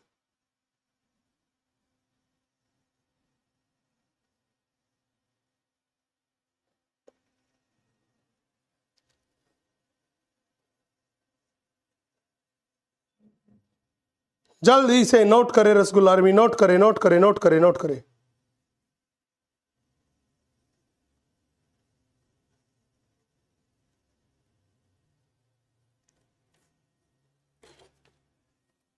नोट करें भाई, इतनी सी बात नोट कर लो, फिर मैं चैप्टर की कहानी शुरू करता हूं एक बवंडर तरीके से, एक जबरदस्त तरीके से, एक जिंदाबाद तरीके से। बड़े ही ध्यान से देखना, बड़े ही ध्यान से देखना। यस, नोट हो गया? अब भाई साहब सीट बेल्ट लगा लो, अब कहानी शुरू हो रही है। चैप्टर की असली कहानी जो थी वो अब शुरू हो रही है। हम आपसे बात कर रहे हैं वृषण कोष के बारे में, हम आपसे बात कर रहे हैं मेरे दोस्त किसके बारे में? वृषण कोष के बारे में, जिसे बोलते हैं स्क्रोटम। हम बात कर रहे हैं आपसे किसके बारे में? वृषण कोष के बारे में। और इस वृषण कोष को ही क्या बोलते हैं? इस वृषण कोष को ही हम बोल के चलते मेरे बच्चे स्क्रोटम। स्क्रोटम, बड़े ध्यान से, बड़े इत्मीनान से देखना। यस, मान लीजिए भाई साहब ये हमारा प्यारा लाडला दोस्त है घोचू राम, ये अपने पास घोचू है। याद करो सीआईडी में एसीपी दया भी किसी, वो एसीपी प्रद्युमन भी किसी घोचू के बारे में बात करता था। हाँ, ये वही घोचू है। ये लो, हमने कहा भाई साहब ये भाई साहब अपने पास है घोचू, ये अपने पास हमारा दोस्त है और इस दोस्त का नाम है घोचू। ये अपना दोस्त घोचू है। ठीक है भाई साहब, हमने बोला ये दोस्त है हमारा और दोस्त का नाम है घोचू। बड़े ध्यान से देखना बेटा, हमने क्या देखा, हमने देखा कि इस घोचू के शरीर में यहां पर डायफ्राम है। ये जो संरचना, ये क्या है, ये जो संरचना आपको दिखाई दे रही है, इस संरचना को अपन बोलते हैं डायफ्राम। इस संरचना को क्या बोलते हैं अपन, इस संरचना को बोलते हैं डायफ्राम। ये डायफ्राम क्या काम करता है, शरीर की जो गुहा थी, देह गुहा थी, उस देह गुहा को दो भागों में इसने बांट दिया। इसने देह गुहा को दो भागों में बांट दिया। ऊपर वाली मेरे पास है, उसे अपन बोलते हैं वक्षीय गुहा। ऊपर वाली जो है उसे बोलते हैं वक्षीय गुहा, और नीचे वाली जो है उसे बोलते हैं उदर गुहा।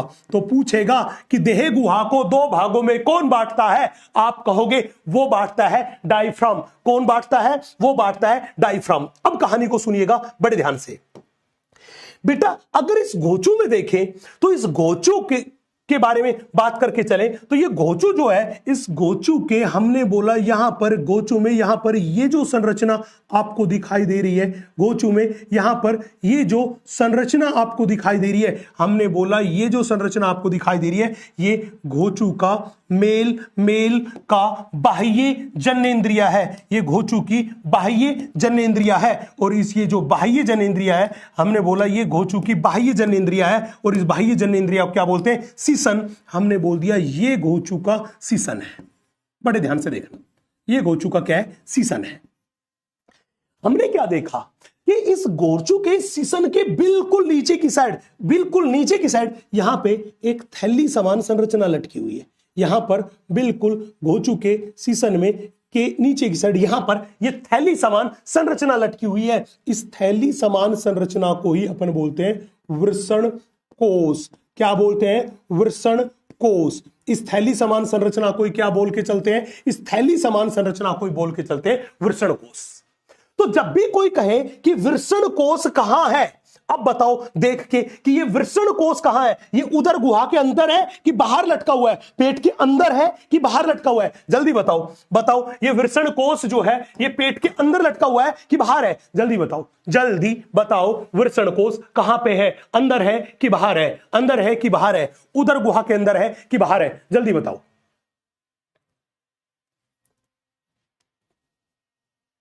जल्दी बताओ, जल्दी बताओ, जल्दी बताओ, यस, जल्दी बताओ, यस। बोला सर बाहर है। तो कहने का मतलब क्या आया कि जब भी कोई वृषण कोश की परिभाषा पूछेगा तो हम सीधी सी बात बोलेंगे ना कि ये एक थैली जैसी संरचना है जो उदर गुहा के बाहर सीसन के आधारीय भाग पर स्थित होती है। तो हमने बोला ये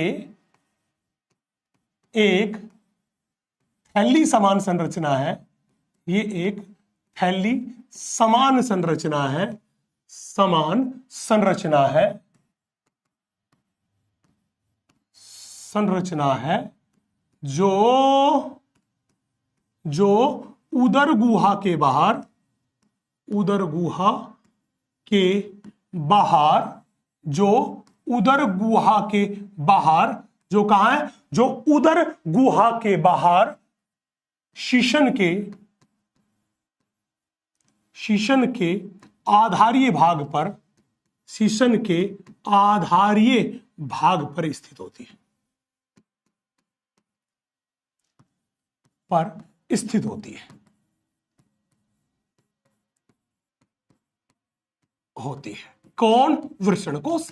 ये थैली समान संरचना है जो कहां, उदर गुहा के बाहर शीशन के आधारीय भाग पर स्थित होती है। अब हमने क्या काम किया, हमने बोला भाई साहब ये है वृषण कोश। बोला हाँ, और जब इस वृषण कोश को देखा तो इस वृषण कोश के अंदर हमें यहां पे ये संरचना दिखाई दी। और मैं बता दूं मेरे दोस्त, वृषण कोश के अंदर ये जो संरचना दिखाई दी है इसे ही अपन बोलते हैं वृषण, इसे ही हम क्या बोलते हैं, वृषण। तो वृषण कोश के अंदर ये जो गुलाबी रंग की संरचना दिखाई दे रही है इसे ही क्या बोलते हैं, वृषण, इसे ही क्या बोलते हैं, वृषण। तो जब भी बोले कि वृषण कहां स्थित होते हैं, मैंने कहा वृषण कोश में स्थित होते हैं, मतलब उदर गुहा के बाहर स्थित होते हैं, वृषण कोश में स्थित होते हैं। तो जब भी बोले वृषण तो मैंने बोला ये उदर गुहा के बाहर वृषण कोश में, बाहर वृषण कोश में स्थित होते हैं,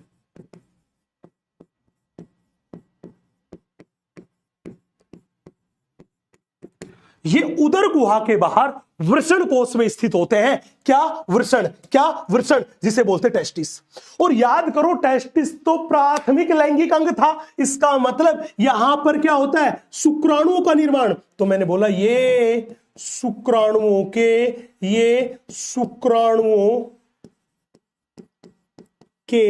निर्माण का स्थल है। ये शुक्राणुओं के निर्माण का स्थल है। ये शुक्राणुओं के निर्माण का स्थल है। कौन? वृषण। अब एक बात, बहुत इंपॉर्टेंट बात, गुरुजी आपने बोला शुक्राणु जो है वो बनते हैं वृषण में। वृषण कहां होता है? उदर गुहा के बाहर, इस स्क्रोटम में, इस वृषण कोश में स्थित होता है। हमने कहा बिल्कुल, उदर गुहा के बाहर इस वृषण कोश में स्थित होता है। अब बड़ी ध्यान से कंसेप्ट को समझिएगा बेटा। हमने काम किया, क्या काम किया? हमने देखा कि इस उदर गुहा का टेंपरेचर कितना है। तो इस उदर गुहा का टेंपरेचर था, वो था 37 डिग्री सेंटीग्रेड। हमने देखा उदर गुहा का टेंपरेचर जो था वो क्या था? 37 डिग्री सेंटीग्रेड। बेटा बिल्कुल ये डायग्राम बनाना है भाई, मैं कोई बेवकूफ थोड़ी हूं। डायग्राम बनाना है, डायग्राम से ही चीज समझ में आएगी। वो लंबे चौड़े ग्रंथ समझ में नहीं आएंगे। बायोलॉजी में बिना डायग्राम के कुछ समझ में नहीं आएगा रे मेरे गोचू। तो डायग्राम पक्का बनाना है। यस, हमने बोला कि इसके अंदर, उदर गुहा के अंदर का तापमान कितना है? 37 डिग्री सेंटीग्रेड है। अगर हमसे कोई कहे इस वृषण कोश का तापमान, तो अगर कोई कहे कि सर आप बताओ इस वृषण कोश का तापमान जो है वो तापमान कितना होता है, तो हमने बोला इस वृषण कोश का तापमान जो होता है वो कितना होता है? हमने बोला वृषण कोश का तापमान जो होता है वो 34.5 से 35 डिग्री सेंटीग्रेड होता है। तो जब भी बोले कि बताओ इस वृषण कोश का तापमान कितना होता है, तो हमने बोला वो 34.5 से 35 डिग्री सेंटीग्रेड होता है। 34.5 से 35 डिग्री सेंटीग्रेड होता है। किसका तापमान? हमने बोला वृषण कोश का तापमान। मतलब उदर गुहा का तापमान 37 डिग्री था, इसका मेरे पास है 34.5 से 35 डिग्री सेंटीग्रेड। तो बताओ ये उदर गुहा के तापमान से कितना कम हुआ? ये उदर गुहा के तापमान से कितना कम हुआ? तो मैंने बोला इस तापमान को देखें तो ये क्या हुआ? हमने बोला उदर गुहा के तापमान से, उदर गुहा के तापमान से 2 से 2.5 डिग्री सेंटीग्रेड कम है। क्या है बेटा? कम है। तो आप देखो ये जो तापमान जिसके बारे में हम लोग बातें कर रहे हैं, ये उदर गुहा के तापमान से कितना कम है? ये उदर गुहा के तापमान से 2 से 2.5 डिग्री सेंटीग्रेड कम है। पूछेगा गुरुजी आप बताओ वृषण कोश का तापमान कम क्यों है? बेटा एग्जैक्टली में वृषण कोश वाला जो पार्ट था, यहां से लगातार हीट का लॉस होता रहता है, और हीट का लॉस होने की वजह से इसका तापमान थोड़ा सा कम होता है।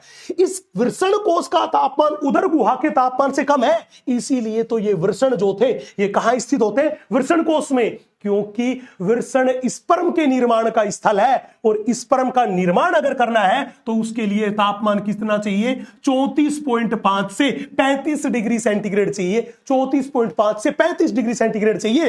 तो कहने का मतलब अगर वृषण में शुक्राणु का निर्माण करवाना है तो इसका तापमान उदर गुहा का जो तापमान था, उदर गुहा का जो तापमान था लगभग 37 डिग्री सेंटीग्रेड, उससे 2 से 2.5 डिग्री सेंटीग्रेड कम चाहिए। तो पूछेगा बताओ वृषण कोश का तापमान उदर गुहा के तापमान से 2 से 2.5 डिग्री सेंटीग्रेड कम क्यों होता है? तो मैं कहूंगा क्योंकि वृषण में शुक्राणु के निर्माण के लिए आवश्यक है। तो जब भी पूछे क्यों होता है तो जवाब क्या दोगे?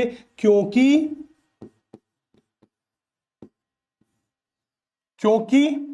वृषण में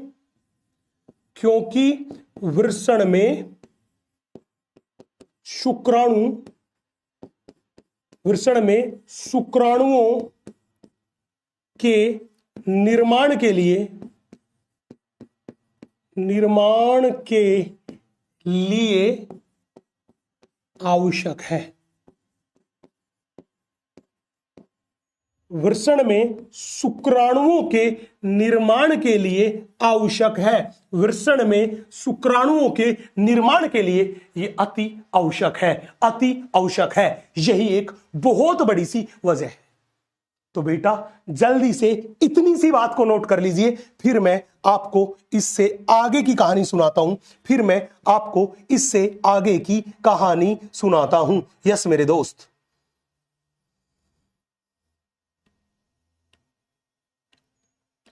यस मेरे दोस्त, यस।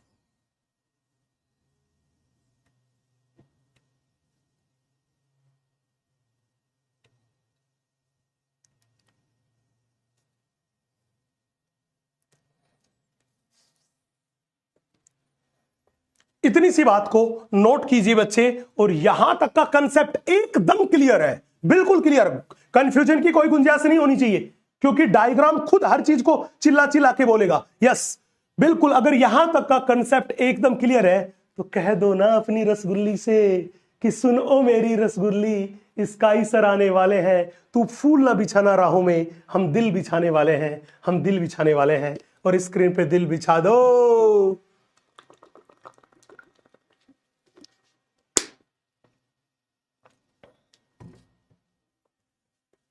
यस तो कहने का मतलब अगर 37 डिग्री टेम्परेचर होता, अगर उच्च तापमान होगा तो उच्च तापमान पर शुक्राणुओं का निर्माण नहीं होगा। इसीलिए शुक्राणु के निर्माण के लिए चाहिए कम तापमान। इसीलिए वो कम तापमान कहां था? स्क्रोटम में, इस वृषण कोश में। इसलिए ये वृषण जो थे वो कहां आ गए? वृषण कोश में। अब अगली बात हमें करनी थी, अगली बात हमें करनी थी कि सर आप एक बात बताओ, क्या आप बताओ कि ये जो वृषण जो थे, इन वृषण के बारे में बताओ। ये वृषण जो थे, हमने बताया एक वयस्क व्यक्ति को देखोगे तो उसमें वृषण जो है वो वृषण कोश में स्थित है। तो क्या इन वृषण की उत्पत्ति इस वृषण कोश में ही होती है कि कहीं और होती है? आप बताओ, इस वृषण की उत्पत्ति जो है वो वृषण कोश में ही होती है कि कहीं और होती है? सर इसके बारे में आप हमें बताओ। हमने कहा भाई बिल्कुल हम इसके बारे में बताते हैं, आप बड़े ही ध्यान से, बड़े ही इत्मीनान से देखिएगा। मेरी अगली हेडिंग है वो है वृषण के बारे में, टेस्टिस के बारे में पूछेगा। वृषण के बारे में बताओ भाई साहब, बड़े ध्यान से देखना। हमने बोला वृषण कितने होते हैं? हमने बोला सबसे पहले वृषण जो होते हैं वो होते एक जोड़ी। पूछेगा गुरुजी एक जोड़ी तो होते हैं, लेकिन इसकी उत्पत्ति किससे होती है? याद रखना, वृषण की उत्पत्ति जो होती है वो मीजोडर्म से होती है, इसलिए उत्पत्ति इनकी हुई मीजोडर्मल। जब भी बोले उत्पत्ति कैसी हुई, हमने बोला इनकी उत्पत्ति हुई, वो हुई मीजोडर्मल। अगली बात सुनना, वो पूछेगा गुरुजी आप हमें बताओ कि वृषण जो थे वो वृषण कहां स्थित है? वो वृषण है तो वृषण कोश में स्थित, लेकिन क्या इनका निर्माण भी वृषण कोश में ही होता है? मैं कहूंगा नहीं, ऐसा नहीं है। तो कैसे बनते हैं? बड़े ध्यान से देखना, कैसे बनते हैं, कहां पे बनते हैं, बड़े ध्यान से, बड़े इत्मीनान से देखना। हमने मान लिया कि ये मेरे पास कोई मनुष्य है, बड़े ध्यान से बेटा, बड़े इत्मीनान से देखना, बड़ा प्यारा कंसेप्ट अपने डील कर रहे हैं। हमने बोला ये कोई मनुष्य है,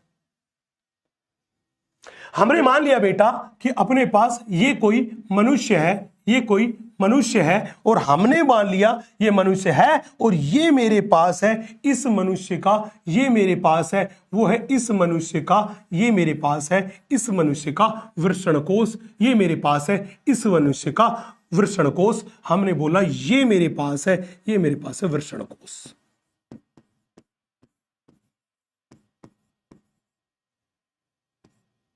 ये मेरे पास है वृषण कोश। आप देखिए ये वृषण कोश है और ये मेरे पास जो दिखाई दे रही है ये मेरे पास उदर गुहा। आपको पता है हमारी उदर गुहा के अंदर ही स्थित होती है किडनी। अंदर ही क्या स्थित होती है? किडनी। तो हमने मान लिया ये मेरे पास जो दिखाई दे रही है ये मेरे पास किडनी है, ये मेरे पास किडनी है। हमने बोला उदर गुहा के अंदर ये जो दिखाई दे रही है मेरे बच्चे, ये मेरे पास क्या है? ये मेरे पास है किडनी।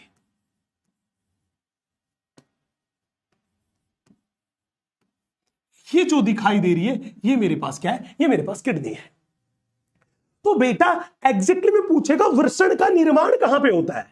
तो बेटा वृषण का निर्माण जो होता है वो उदर गुहा के अंदर होता है। वृषण का जब भी कोई पूछे निर्माण कहां पे होता है तो हमने बोला वृषण का निर्माण इस उदर गुहा के अंदर होता है, इस किडनी के पास में। वृषण का निर्माण कहां होता है? उदर गुहा के अंदर होता है, वो इस किडनी के पास में होता है। वृषण का निर्माण उदर गुहा के अंदर होता है, किडनी के पास, यहां पे बनते हैं वृषण।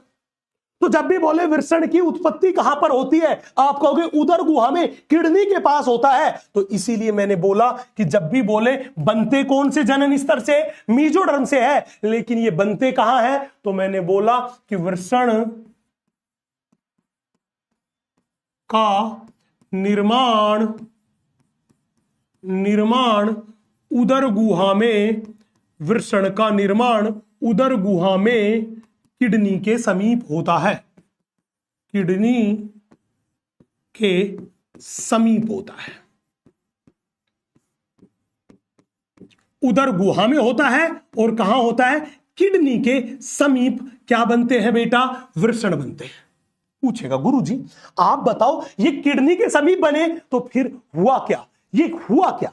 मैंने बोला जब भ्रूणीय अवस्था में वृषण का निर्माण हुआ तो ये किडनी के समीप बने, किडनी के समीप बने। और बनने के बाद जो ही 7वें महीने की प्रेगनेंसी थी, मतलब इन भ्रूण का जीवन कितना हो गया? 7वें महीने का हो गया। तो टेस्टोस्टेरोन हार्मोन की क्रिया की वजह से, टेस्टोस्टेरोन हार्मोन की क्रिया की वजह से ये उदर गुहा से इस रास्ते से होते हुए, इस रास्ते से होते हुए कहां पहुंच गए? इस स्क्रोटम में पहुंच गए। उदर गुहा से इस रास्ते से होते हुए, इस रास्ते से होते हुए कहां पहुंच गए? इस स्क्रोटम में, इस वृषण कोश में पहुंच गए। तो अब पूछेगा कि गुरुजी आप हमें बताओ, आपने कहा कि ये इस रास्ते से होता हुआ आया, तो आप बताओ इस रास्ते को क्या बोलते हैं? इस रास्ते को क्या बोलते हैं जो इस वृषण कोश को उदर गुहा से जोड़ रहा है? इसे बोलते हैं इंगुइनल कैनाल, इसे बोलते हैं इंगुइनल कैनाल। तो जब भी कोई कहे कि बताओ इंगुइनल कैनाल का क्या मतलब है, तो आप कहोगे ये वो मार्ग था जो किसको? उदर गुहा को वृषण कोश से जोड़ता है। तो इंगुइनल कैनाल क्या काम करती है? मैंने बोला ये उदर गुहा को वृषण कोश से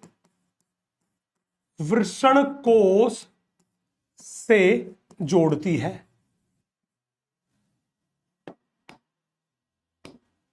वृषण कोश से जोड़ती है। ये उदर गुहा को किससे जोड़ रही है? वृषण कोश से। तो पूछेगा वृषण बने कहां पे? उदर गुहा के अंदर। किसके पास? किडनी के पास। फिर भ्रूणीय अवस्था के 7वें महीने में कहां आ गए? हमने बोला इंगुइनल कैनाल से होते हुए आ गए वृषण कोश में। कौन से हार्मोन की क्रिया की वजह से? टेस्टोस्टेरोन की क्रिया की वजह से। तो मैं यहां पे लिख देता हूं कि हुआ क्या। मैंने बोला यहां पर बने, लेकिन हुआ क्या? हमने बोला भ्रूणीय अवस्था के 7th मंथ में टेस्टोस्टेरोन की क्रिया के कारण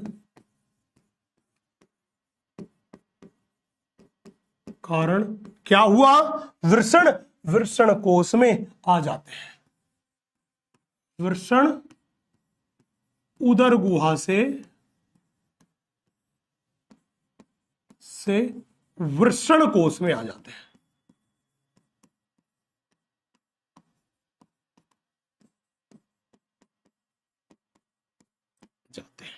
तो ये बात ध्यान रखना कि पूछे कि वृषण का निर्माण क्या वृषण कोश में होता है, तो आप कहोगे नहीं, एकदम गलत बात है। वृषण का निर्माण उदर गुहा में होता है, लेकिन वो तो भ्रूणीय अवस्था के 7वें मंथ में कहां थे? टेस्टोस्टेरोन की क्रिया की वजह से उदर गुहा से कहां गए? वृषण कोश में आ गए।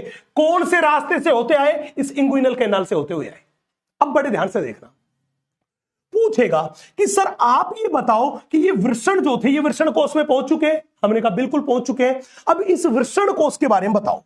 बच्चे ये जो वृषण कोश आपको दिखाई दे रहा है, इस वृषण कोश की अगर आंतरिक भित्ति को, यहां पे इसकी दीवार को देखो तो इसकी दीवार पर पेशियां पाई जाती है। ये लो, वृषण कोश की दीवार पर क्या दिखाई दी हमें? पेशियां दिखाई दे रही। ये लो,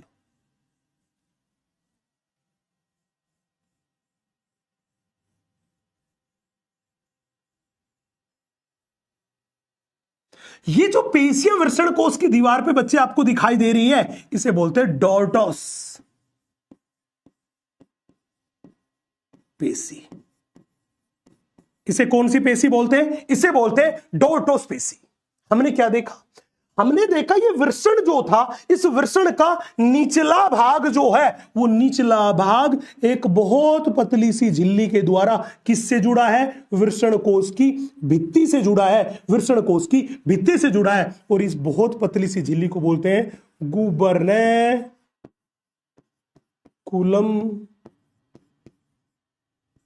इसी को बोलते हैं गुबर्नकुलम। तो गुबर्नकुलम ये पतली सी भी झिल्ली थी जिसके द्वारा वृषण जो था वो किससे जुड़ा हुआ था? जो कि वृषण कोश की भित्ति से जुड़ा हुआ था। कौन? वृषण। कौन जुड़ा हुआ था? ये गुलाबी रंग की संरचना जिसका नाम हमने बोला है, वो बोला है वृषण। ये गुलाबी रंग की संरचना जिसका नाम हमने बोला है वृषण। पूछेगा सर ठीक है, उसके बाद क्या हुआ? क्या हुआ? क्या हुआ? हमने बोला कि उसके बाद क्या हुआ? हमने बोला, हमने एक और चीज नोट करी। क्या नोट किया? हमने क्या देखा कि ये जो वृषण था, इस वृषण के जब ऊपरी भाग को हम स्टडी कर रहे थे, इस वृषण के जब ऊपरी भाग को हम स्टडी कर रहे थे, हेलो, ये वृषण का ऊपरी भाग जो था, जब हम इसको स्टडी कर रहे थे तो हमने देखा कि वृषण का ये ऊपरी भाग जो होता है, वृषण का ये ऊपरी भाग जो होता है, ये ऊपरी भाग जो था, ये इस रस्सी जैसी संरचना के द्वारा, ये इस रस्सी जैसी संरचना के द्वारा, ये इस रस्सी जैसी संरचना के द्वारा जुड़ा हुआ है। किससे? ये इस रस्सी जैसी संरचना के द्वारा जुड़ा हुआ है। किससे? उदर गुहा में। देखो ये रस्सी जैसी संरचना कहां गई? उदर गुहा में गई। और इस रस्सी जैसी संरचना जो उदर गुहा में गई, इस संरचना को ही हम बोलते हैं स्पर्मेटिक कोड। बहुत इंपॉर्टेंट बात है, एनसीईआरटी ने भी जिक्र किया, इसको बोलते हैं स्पर्मेटिक कोड। सवाल था, गुरुजी आप हमें बताओ ये स्पर्मेटिक कोड क्या होता है? बहुत ध्यान से देखना। हमने बोला ये स्पर्मेटिक कोड जो था, ये क्या काम करता है? ये इस वृषण को उदर गुहा के अंदर जोड़ता है। किससे? पैल्विक भित्ति से। तो मैंने बोला ये क्या काम करती है? मैंने बोला कि ये वृषण को श्रोणी भित्ति से जोड़ती है, भित्ति से जोड़ती है, से जोड़ती है, श्रोणी भित्ति से जोड़ती है। कौन? Spermatic code. अब हमने एक चीज नोट करी, बोला गुरुजी अगर इस स्पर्मेटिक कोड का एक छोटा सा टुकड़ा ले और उसका अध्ययन करे तो आप बताओ ना कि इस स्पर्मेटिक कोड में कौन कौन सी संरचनाएं पाई जाती है। इस स्पर्मेटिक कोड में कौन कौन सी संरचनाएं पाई जाती है? तो बड़े ध्यान से देखना बेटा, अगर स्पर्मेटिक कोड के एक छोटे से टुकड़े को लेकर अध्ययन करोगे तो आपको क्या पता चलेगा कि इस स्पर्मेटिक कोड में पेशी भी पाई जाती है। तो मैंने बोला इसमें पेशी, रक्तवाहिनी,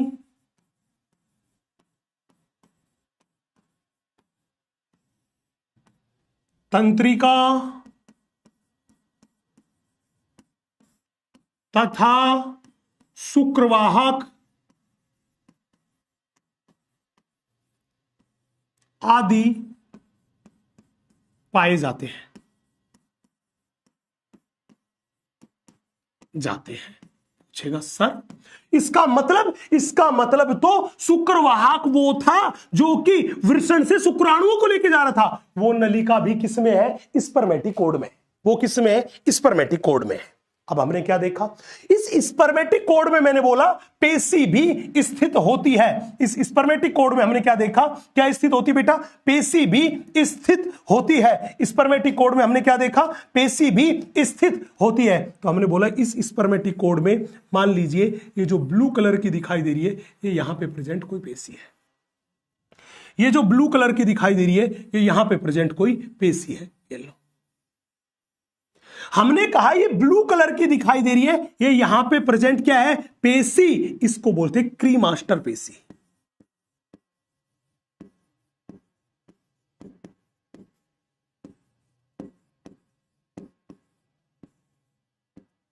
इसको बोलते हैं क्रीमास्टर पेशी। बोला गुरुजी ठीक है, एकदम क्लियर बात है।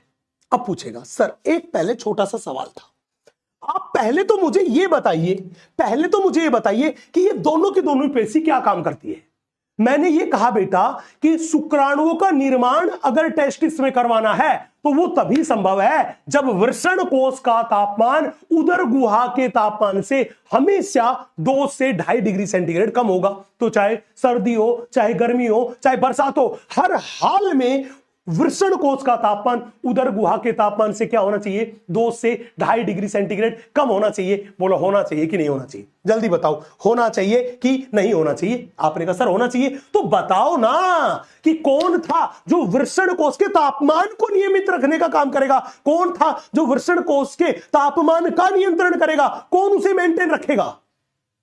तो हमने बोला कि जब भी बोले कि बताओ ये दोनों की दोनों पेशियां जिनके बारे में हम बात कर रहे हैं, ये दोनों की दोनों पेशियां क्या काम करती है, तो मैं कह दूं ये वृषण कोश के तापमान को नियत बनाने का काम करती है, उसके नियमन का काम करती है। तो मैंने बोला ये वृषण कोश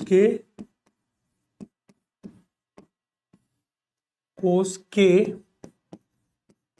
तापमान का नियमन करती है।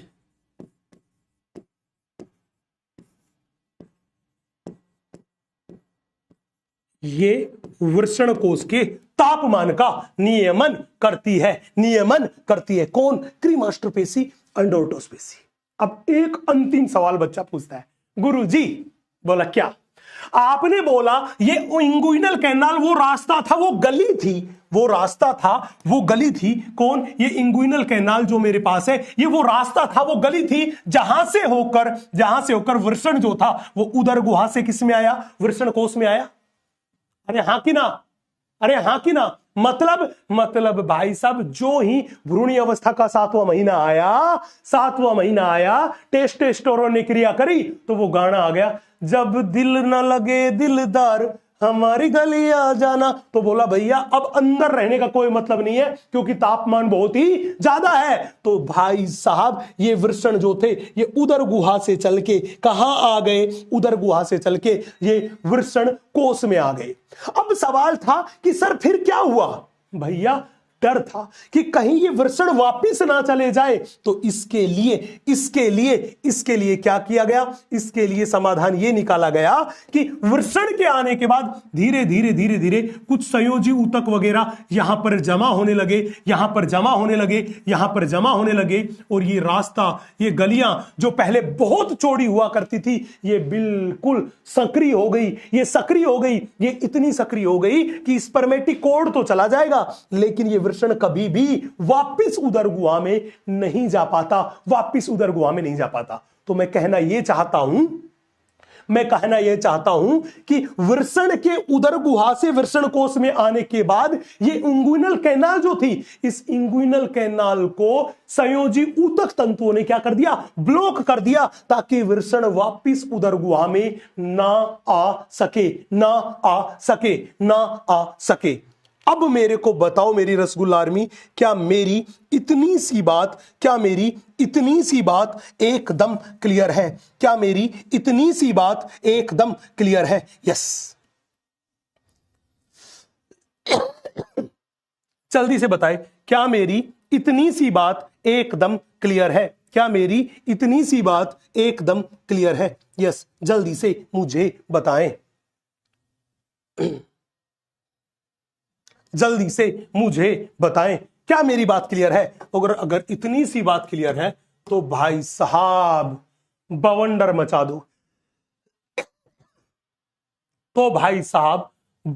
मचा दो, अगर इतनी सी कहानी क्लियर है, डायग्राम में देख के आपको चीजें समझ में आ रही है, कंसेप्ट क्लियर हो रहा है तो यस। तुम जवाब दो जल्दी जल्दी, नहीं तो फिर भाई साहब मैं डायग्राम बनाने में कमी कर दूंगा, मैं वो रामायण लिखवा दूंगा लंबी चौड़ी, फलाना हो गया ढिमका हो गया, फिर नमकीन में नींबू निचोड़ के बैठे रहना आराम से, कहोगे यार समझ नहीं आया क्या था, रट्टा मारोगे, सिर खुजलाते रहोगे, बिल्कुल हाँ, सिर में गड्ढे पड़ जाएंगे खुजलाते खुजलाते। तो अब बताओ यार, हाँ अब जोश दिखाई दिया। यस, क्योंकि बायोलॉजी बेटा डायग्राम से ही समझ में आती है, बिना डायग्राम के समझने का पोर्शन बायोलॉजी नहीं है। बेहतरीन बेहतरीन बेहतरीन।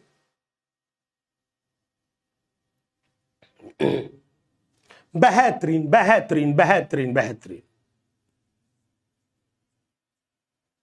अब भाई साहब हमने क्या काम किया, अब बारी थी, हमने ये तो पता कर लिया कि वृषण कोश क्या है, हमने ये भी पता कर लिया कि वृषण कोश के अंदर टेस्टिस थे, ये कहां से आए कैसे आए, वो सारी कहानी भी पता कर ली। अब हमें पता करना था गुरुजी, मान लीजिए हम एक टेस्टिस को यहां से निकालें और यहां से निकाल के उस टेस्टिस का अध्ययन करें, तो हमें क्या पता चलेगा, तो हमें क्या पता चलेगा। चलो भाई बड़े ध्यान से देखना, अगर इतनी बात नोट कर ली तो मैं यहां से एक टेस्टिस निकालता हूं और फिर उस टेस्टिस का अपन क्या करते हैं, अध्ययन करते हैं, अध्ययन करते हैं, अध्ययन करते हैं, अध्ययन करते हैं। यस, अध्ययन करते हैं। जल्दी से आओ।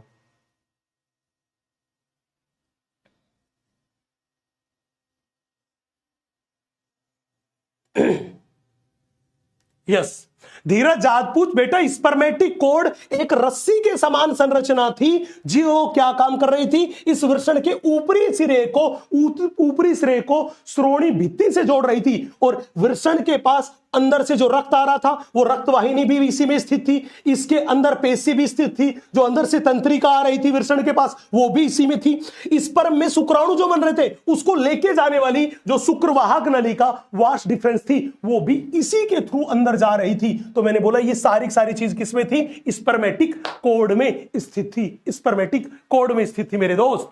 तो अगर मेरी बात अब समझ में आ गई हो तो मुझे बता दे, चाला जल्दी बताओ, जल्दी बताओ, जल्दी बताओ, क्या इतनी सी बात क्लियर है? जल्दी बताओ। अगर क्लियर है तो हम क्या काम करते हैं, हम यहां से एक वृषण को बाहर निकालते हैं और फिर उसके बारे में स्टडी करते हैं। बड़े ध्यान से देखना बच्चे, मैंने क्या काम किया, मैंने आपको और ज्यादा बढ़िया समझाने के लिए, हाँ जी, और ज्यादा बढ़िया भयंकर समझाने के लिए हमने एक वृषण को बाहर निकाल लिया। ये लो भाई साहब, ये लीजिए, वृषण को बाहर निकाला।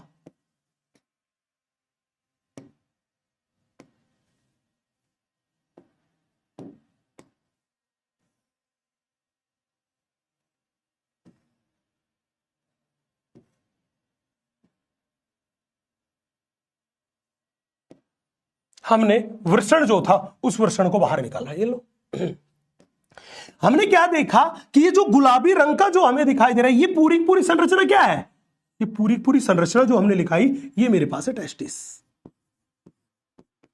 हमने क्या देखा कि जब वृषण को बाहर निकाला तो देखा कि इस वृषण के चारों तरफ एक आवरण प्रेजेंट है। इस वृषण के चारों तरफ आपको ये एक आवरण दिखाई दे रहा होगा, ये एक आवरण दिखाई दे रहा होगा जो कि वृषण के चारों तरफ है, जो कि वृषण के चारों तरफ है। और वृषण के चारों तरफ ये जो आवरण है ये मेरे पास है सघन आवरण।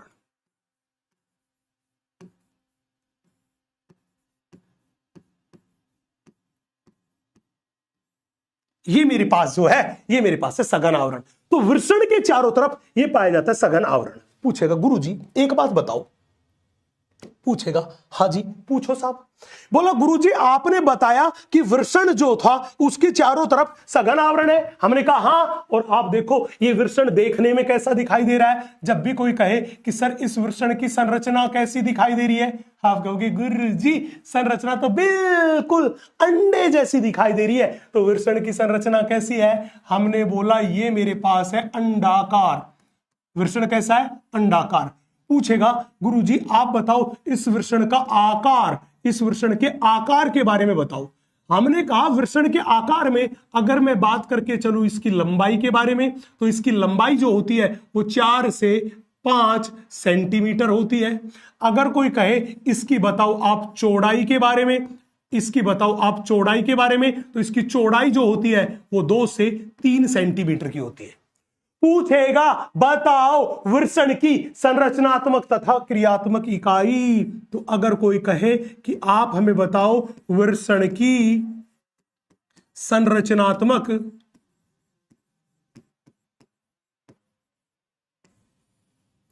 तथा क्रियात्मक इकाई,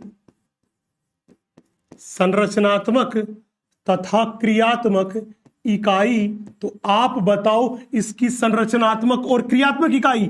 मैं कहूंगा सेमिनिफेरस ट्यूब्यूल्स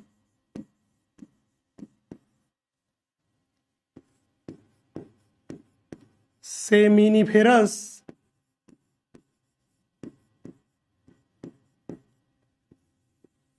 नलिका।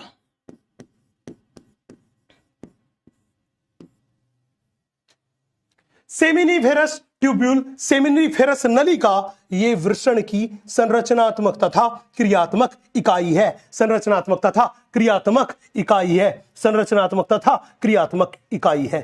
यस,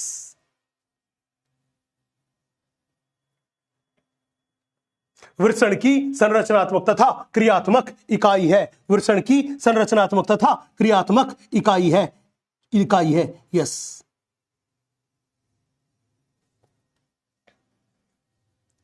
वृषण की संरचनात्मक तथा क्रियात्मक इकाई है। यस,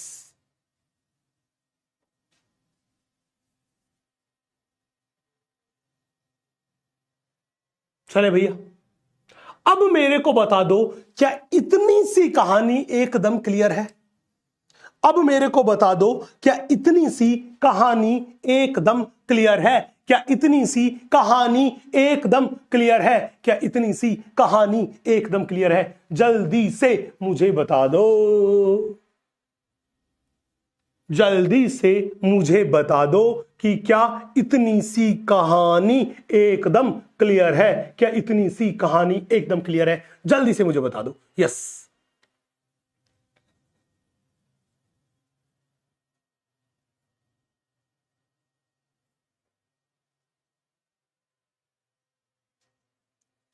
बोला सर एकदम क्लियर है, एकदम क्लियर है, एकदम क्लियर है। अब बेटा यहां पे जाके हमने वृषण के बारे में जो नॉर्मल जितनी बातें थी वो सारी की सारी खत्म कर दी। अब बात आती है कि गुरुजी आप बताओ, अगर इस वृषण को हम एक तरबूज की तरह काट डालें, तरबूज की तरह ऐसे काटे, तो बताओ ना इस वृषण की आंतरिक संरचना कैसी दिखाई देगी? जी हां, अगर इस वृषण को हम तरबूज की तरह ऐसे काटे तो बताओ ना वृषण की आंतरिक संरचना कैसी दिखाई देगी? तो मैं आपको बता दूं मेरे दोस्त, मैं इस वृषण की आंतरिक संरचना जो थी वो आज नहीं बताऊंगा। मैं इसको तरबूज की तरह ऐसे काटूंगा, वो अगले लेक्चर में काटूंगा ताकि इसके अंदर की संरचना आपको दिखाई दे। वो बात मैं अगले लेक्चर में करूंगा। तो अभी मैं बात किसके बारे में करूंगा? मैंने कहा अभी मैं बात करूंगा, वो बात करूंगा किसके बारे में? पुरुष के जनन तंत्र के बारे में, जो एनसीईआरटी माता ने बात कर रखी है वो बात मैं आपसे करूंगा। एनसीईआरटी माता क्या कहती है कि नर का जनन तंत्र कहां स्थित होता है? श्रोणी भाग में स्थित होता है। इस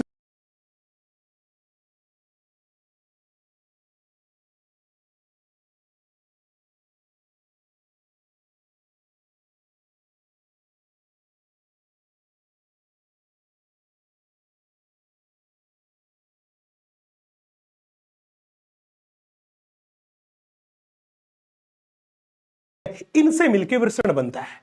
अब सबसे पहले इन्होंने बात कर रखी है किसके बारे में? वृषण कोष के बारे में, स्क्रोटम के बारे में बात कर रखी है कि ये उदर गुहा के बाहर थैली के समान संरचना है जो उदर गुहा के बाहर स्थित होती है। और इस वृषण का तापमान शरीर के तापमान से 2 से 2.5 डिग्री सेंटीग्रेड क्या होता है? कम होता है, कम होता है, कम होता है, क्योंकि वो शुक्राणु जनन के लिए, शुक्राणु के निर्माण के लिए अति आवश्यक है। फिर हमने बोला कि वयस्क में प्रत्येक वृषण जो होता है, वृषण देखने में कैसा होता है, अंडाकार। वृषण की लंबाई कितनी है, 4 से 5 सेंटीमीटर। उसकी चौड़ाई कितनी है, 2 से 3 सेंटीमीटर। और वो सघन आवरण से घिरा होता है। वृषण जो था वो सघन आवरण से घिरा होता है। तो अब मेरे को बता दो, एनसीईआरटी माता की ये जो पॉइंट्स थे, ये पॉइंट्स हमने पूरे के पूरे फोड़ डाले हैं। ये फोड़ क्या डाले, हम तो कंसेप्ट में पीएचडी करे बैठे हैं कि स्पर्म कैसे बने थे, कहां बने थे, वहां से बाहर क्यों आए, कौन सी गलियों से होते हुए आए, ये कहानी भी हम बता चुके हैं। तो मेरे को बता दो, क्या एनसीईआरटी माता का एक एक लाइन, एक एक वर्ड दिमाग में छप गया, दिल में उतर गया, मस्त मस्त दोनों नैनों में चमक गया? बोलो चमक गया कि नहीं चमका? जल्दी बोलो, चमक गया कि नहीं चमका? रे बोल मेरे गोचू, बोल रे बेटा। गुल्ला भी बोलेगा, चाशनी भी बोलेगी, तभी तो रसगुल्ला बनेगा, तभी तो रसगुल्ला बनेगा, तभी तो रसगुल्ला बनेगा। जल्दी से बताइए, क्या इतनी सी कहानी एकदम क्लियर है? क्या इतनी सी कहानी एकदम क्लियर है? जल्दी मुझे बताइए मेरे बच्चे। यस,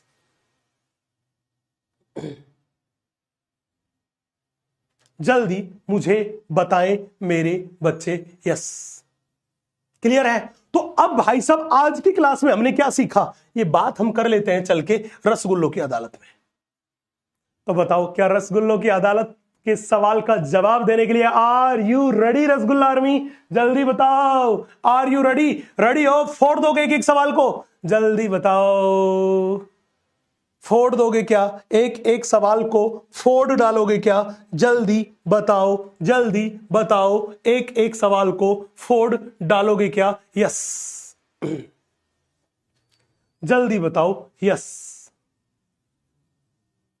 चले? रेडी? तो रेडी, तो ये रहा पूरे 5 करोड़ का सवाल आपकी स्क्रीन पर।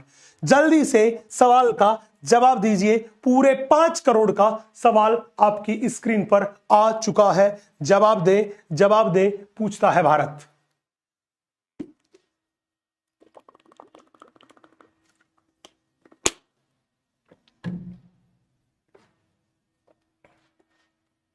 पांच करोड़ का सवाल आपकी स्क्रीन पर आ चुका है। जवाब दे, जवाब दे, पूछता है भारत। यस, और समय शुरू होता है आपका अब।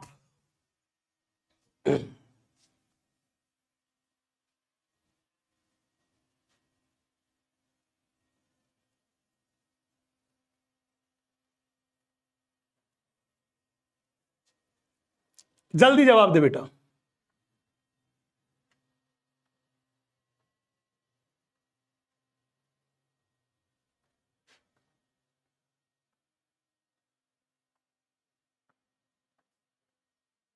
ताबड़तोड़ जवाब दे दे रसगुल्ला आर्मी। ताबड़तोड़ जबरदस्त जिंदाबाद, ताबड़तोड़ जबरदस्त जिंदाबाद होके जवाब दे रसगुल्ला आर्मी। यस,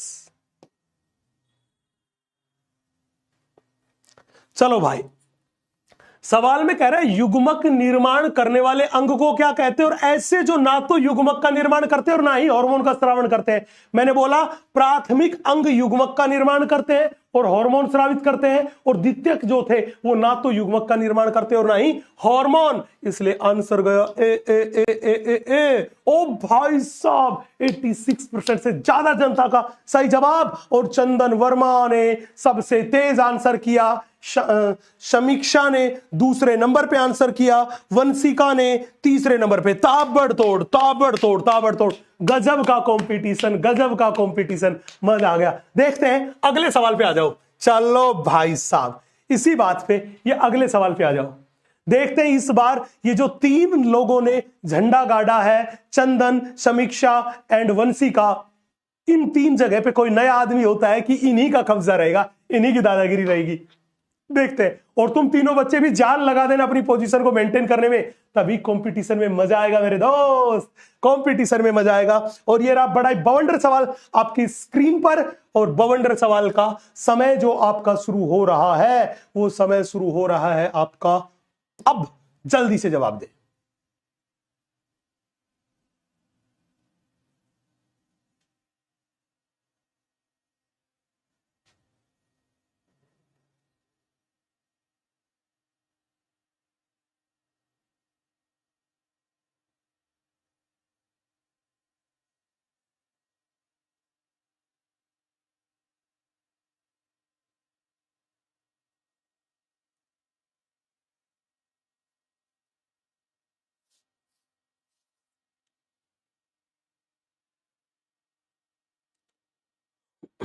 भाई गलत बात कह रहा है। कौन सी बात झूठी झूठी बात है? वो कौन सी बात झूठी बात है? कौन सी बात झूठी बात है? ये कह रहा है असत्य कथन बताइए। शुक्राणुओं का मादा के जनन मार्ग में स्थानांतरण आरोपण कहलाता है। एकदम गलत बात है। आरोपण जो था ये नहीं कहलाता, उसको तो वीर्य सेचन कहते हैं। यही बात गलत है। गलत ही पूछा तो भाई साहब आ गया आंसर 1। 73% जनता का सही जवाब। क्या बात है, क्या बात। इंप्लांटेशन तो था भ्रूण और ब्लास्टोसिस्ट का गर्भाशय की भित्ति से जुड़ना, इसको तो अपन बोलते हैं इंसेमिनेशन। ये इंसेमिनेशन। और भाई साहब देखो रे, इस बार तो रजत ने पहली पोजीशन, और ये स्काई सर का लाडला बच्चा ये अपना गोचू आ गया सेकंड पोजीशन पे, चंदन थर्ड पोजीशन पे। जो चंदन पिछली बार पहली पोजीशन पे था। नजर डालिएगा भैया, नजर डालिएगा चेकर बोर्ड पे, लीडर बोर्ड पे। भाई साहब देखना चंदन तीसरे नंबर पे। क्या बात है, क्या बात है। कुछ बदलाव देखने को मिले। गजब गजब। ये जोश बनाए रखना, यहां पे लगातार परिवर्तन होना चाहिए। ऐसा ही तो नीट का कंपटीशन रहने वाला मेरे दोस्त। इससे ये लगेगा कि हर आदमी जो था वो एक से एक धुरंधर है, और मुझे भी मजा आएगा, आपको भी सवाल लगाने में मजा आएगा। अगला सवाल संभालिए, फेंक दिया आपके पास। अगला सवाल फेंक दिया है आपके पास, संभालिएगा संभालिएगा संभालिएगा। और इस सवाल को लगाने के लिए समय भी निर्धारित किया जा चुका है, किया जा चुका है। ये लीजिएगा, संभालिएगा अगला सवाल।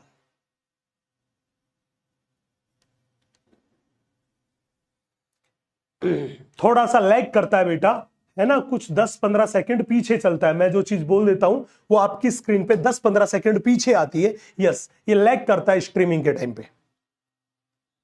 ऐसा मत सोच लेना ये कोई गड़बड़ है, ये होता ही है ना। टीवी में जब आप क्रिकेट का मैच भी देखते हो तो आप जो देख रहे हो वो मैदान में 10-15 सेकंड पहले खेला जा चुका है। जो आप देख रहे हो वो 10-15-20 सेकंड पहले ऑलरेडी खेला जा चुका है। वो चीज आप देख रहे हो मैदान में बैठा हुआ आदमी के लिए तो वो पास्ट हो चुकी है, जिसको तुम देख रहे हो। यस, जबरदस्त जबरदस्त बेटा। लोड नहीं लेना। एक बच्चा लिख रहा है सर टाइम की वजह से फर्स्ट रैंक आ ही नहीं रही है। अरे कोई बात नहीं, सारे सवाल तो सही हो रहे हैं ना भाई, सारे सवाल तो सही हो रहे हैं ना। सबसे बड़ा मतलब तो था कि सारे सवाल भी सही होना चाहिए। फर्स्ट रैंक नहीं आएगी तो क्या, पिछले वाली के कंपैरिजन में बदलाव तो आएगा ना, बस वो बदलाव ही नोट करना है मेरे दोस्त। मैंने बोला था कि अगर हम रिजल्ट को फोकस करेंगे तो फिर हम इंप्रूवमेंट पे ध्यान नहीं देंगे, इंप्रूवमेंट पे ध्यान नहीं देंगे, फिर गड़बड़ घोटाला हो जाएगा। हमें इंप्रूवमेंट पे फोकस करना है तो एक दिन अच्छा रिजल्ट पक्का आएगा। लिखवा के ले लो, पक्का आएगा। यस, देखो ये कह रहा है कि मनुष्य में निम्नलिखित प्रजननीय घटनाओं को बताइए। वो घटनाएं क्या होती है? वो मेरे पास होती है ये GIFI, जीफी जीपी, जीफी जीपी। तो मतलब पहले गैमीटोजेनेसिस होगा, पहले गैमीटोजेनेसिस होगा, दैट इज ई आएगा। उसके बाद क्या होगा? उसके बाद इंसेमिनेशन होगा, दैट इज सी आएगा। सवाल तो हो गया, आंसर गया 4, आंसर गया 4, आंसर गया 4। ओ भाई साहब 78% बच्चों ने वोट डाला। और ये जो स्काई सर का लाडला जो बन रहा है मेरा गोचू, इस गोचू ने फर्स्ट रैंक, गजब का इंप्रूवमेंट। पिछले बार सेकंड पे था। भाई साहब भाई साहब भाई साहब, ये राय स्टार कुमार जो था सेकंड पोजीशन पे, नया नाम आ गया। यस नक्स, yes yes yes yes yes. ये क्षत्रिय यश सिंह जो है थर्ड, मतलब इस बार ये स्काई सर का लाडला प्रमोट हुआ और ये दो नए चेहरे सामने दिखाई दिए। गजब भाई, ऐसा ही कंपटीशन मुझे चाहिए नीट में, ऐसा ही चाहिए। जब ऐसा कंपटीशन दोगे तो भाई साहब यकीन 2.0 की रसगुल्ला आर्मी तांडव मचा देगी, तांडव मचा देगी। जैसे पुष्पा भाई ने लास्ट में मचाया था ना, मैं झुकेगा नहीं। यस, ऐसा ही तांडव नीट की में मचाएगी। बेहतरीन, शाबाश रे मेरे लाडलो, शाबाश मेरे रसगुल्लो, चाशनियों, गुल्लो गुल्लू झंडू बेटा, लाल पीले धोले हरे गुलाबी। ये ले अगला सवाल ले। फिर मन करता है कि बच्चों को ज्यादा से ज्यादा क्वेश्चन कराए जाए जो भी कंसेप्ट पढ़ाया। और इस बार हम आपके सामने लेकर आ गए असर्शन रीजन वाला सवाल। असर्शन रीजन वाला सवाल और इस सवाल को लगाने का समय दे दिया गया है आपको, जल्दी से लगाइएगा। यस,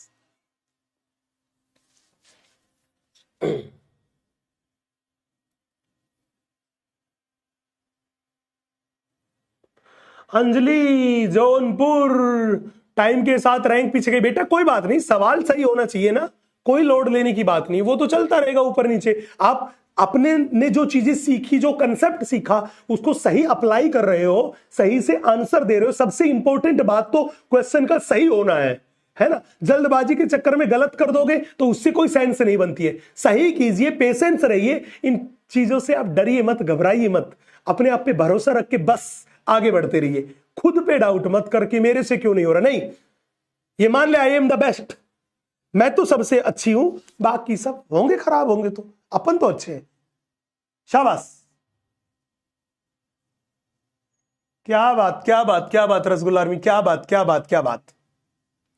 सवाल फेंक दिया सरसन रीजन का। कथन कह रहा है वृषण कोष, वृषणों का तापमान शरीर के सामान्य ताप की तुलना में 2 से 2.5 डिग्री सेंटीग्रेड कम होता है। बोला हाँ, कम क्यों था? क्योंकि उच्च ताप पर शुक्राणुओं का निर्माण नहीं हो सकता वृषण में, क्योंकि शरीर के सामान्य ताप पर शुक्राणुओं का निर्माण नहीं होता। तो दोनों ही बातें सही है और सही स्पष्टीकरण भी है, इसलिए आंसर क्या गया? 1 1 1 1 1 1 1 1। ये लो भाई साहब, ओ भाई साहब, 62% जनता का एकदम सही जवाब, एकदम सही जवाब। और ये मेरा लाल पीला धोला हरा गुलाबी भाई क्या खा लिया रे? कोई तो रोक लो, कोई तो रोक लो। ये मेरे लाल पीले धोले हरे गुलाबी लगातार 2 क्वेश्चन में फर्स्ट रैंक लेके आया। इस बार सेकंड पोजीशन फिर बदली, यहां पर अपने पास आए हैं सुभाष, बेहतरीन सुभाष, बेहतरीन। फिर अपने पास पीएम साहब नरेंद्र मोदी जी भी यहां पहुंच चुके हैं, जुड़ चुके हैं, तीसरी पोजीशन पे है। शाबाश शाबाश। अब भाई साहब ये जो हमारा घोचू है, इसको फर्स्ट पोजीशन से हटाओ, ये बदल नहीं रहा है, ये 2 क्वेश्चन में लगातार आ गया, बाकी लोग ताबड़तोड़ कर रहे हैं। अब देखते हैं कौन ये फरिश्ता ये काम करता है। जान लगा दो हर एक आदमी अपनी, तुम भी जान लगा देना भाई अपनी जगह मेंटेन करने में, क्योंकि मैं तो ये चाहता हूं कि मेरे पास एक नहीं, मेरे पास बहुत सारे रसगुल्ले ऐसे हैं जो तांडव मचाने वाले हो। तो मैं तो मेरी आर्मी को जबरदस्त बनाने की कोशिश करूंगा, तुम भी अपनी जगह पे बने रहने के लिए ताबड़तोड़ लड़ाई करो, और वो भी करते हैं। फिर भाई साहब जीत तो फाइनली मेरी ही होगी, क्योंकि मेरे पास कितने सुपरस्टार आ जाएंगे। यस, ये लो बड़ा आसान सवाल, ब्रह्मांड का सबसे आसान सवाल आपकी स्क्रीन पे फेंक दिया है, लपक लो। ब्रह्मांड का सबसे आसान सवाल आपकी स्क्रीन पे फेंक दिया है, लपक लो भाई, लपक लो।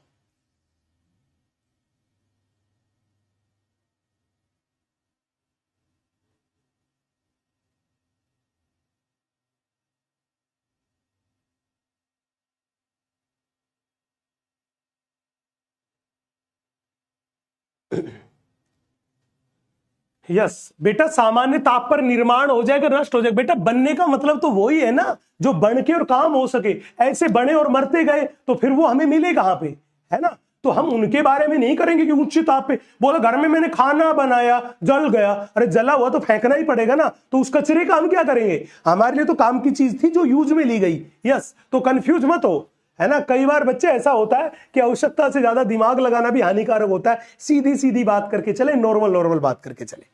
यस बच्ची, ला भाई साहब जवाब दो, जल्दी से जवाब दो, जवाब दो, जवाब दो। पूछता है भारत।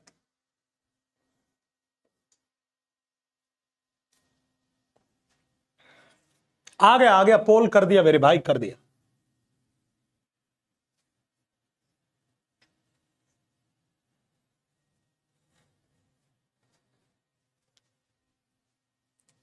ये तो ब्रह्मांड का सबसे आसान सवाल पूछ लिया। देखते हैं क्या 100% जनता इसका जवाब दे पाती है? क्या 100% जनता इसका जवाब दे पाती है? चेक करते हैं भाई साहब, चेक करते हैं क्या रहता है भाई साहब, क्या रहता है।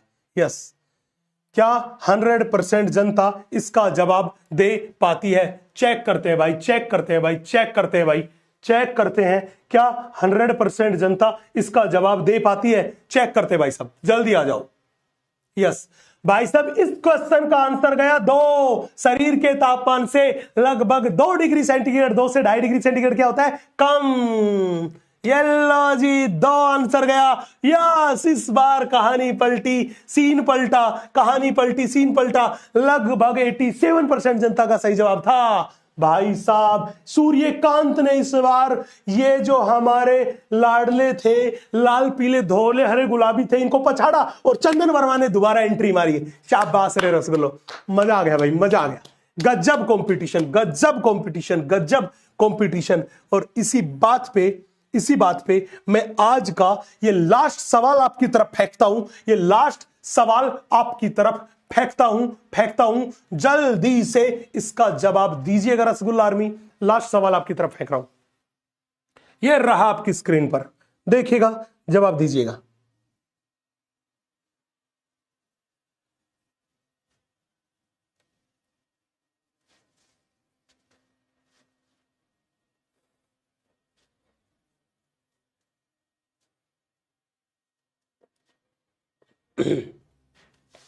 येलो भाई साहब, ये रहा सवाल आपकी स्क्रीन पर, जल्दी से जल्दी से जल्दी से कीजिए। यस,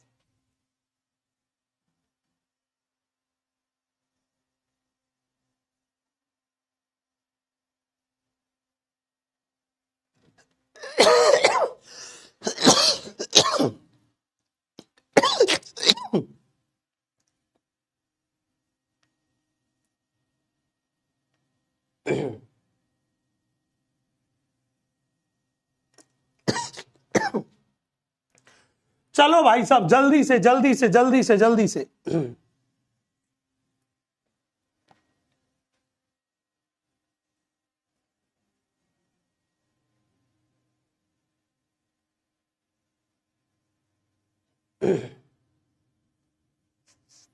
यस, जल्दी से जल्दी से जल्दी से।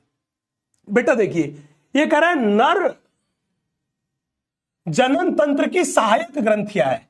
बेटा हमने 3 के बारे में बात किया था, एक शुक्राशय है, दूसरी प्रोस्टेट ग्रंथि है, तीसरी को बोला था काउपर ग्रंथि या बल्बो यूरिथ्रल ग्रंथि। तो यहां पे तो केवल 2 ही नाम दे रखे हैं, ये बात तो सही है, लेकिन अगर तीसरा होगा तो हम ज्यादा प्रायोरिटी देंगे। नेक्स्ट, ये कह रहा प्रोस्टेट बार्थोलिन ग्रंथि। बेटा ये बार्थोलिन ग्रंथि जो है ये मादाओं में पाई जाती है, नर में तो बल्बो यूरिथ्रल पाई जाती है, जिसका नाम काउपर्स है। मतलब ये एकदम गलत बात है। यहां कह रहा है शुक्राशय बार्थोलिन नहीं, बार्थोलिन तो फिर फीमेल में है। प्रोस्टेट ग्रंथि, काउपर्स ग्रंथि और शुक्राशय, यस ये है। तो ये दोनों ही बातें सही है, लेकिन बताओ तीनों की तीनों ज्यादा सही बात कहां दे रखी है? यहां पे केवल 2 के बारे में दे रखा है, यहां 3 के बारे में, इसलिए उत्तर क्या जाएगा? 4। इसलिए उत्तर क्या जाएगा? 4। इसलिए उत्तर क्या जाएगा? 4 4 4 4। और भाई साहब 74% जनता का सही जवाब, और आदर्श ने सबसे तेज आंसर किया, फिर नरेंद्र मोदी जी आए, और फिर ये मेरे पास आए राय स्टार कुमार। यस भाई साहब, अपन यहां पे देखते हैं सारा खेल क्या था।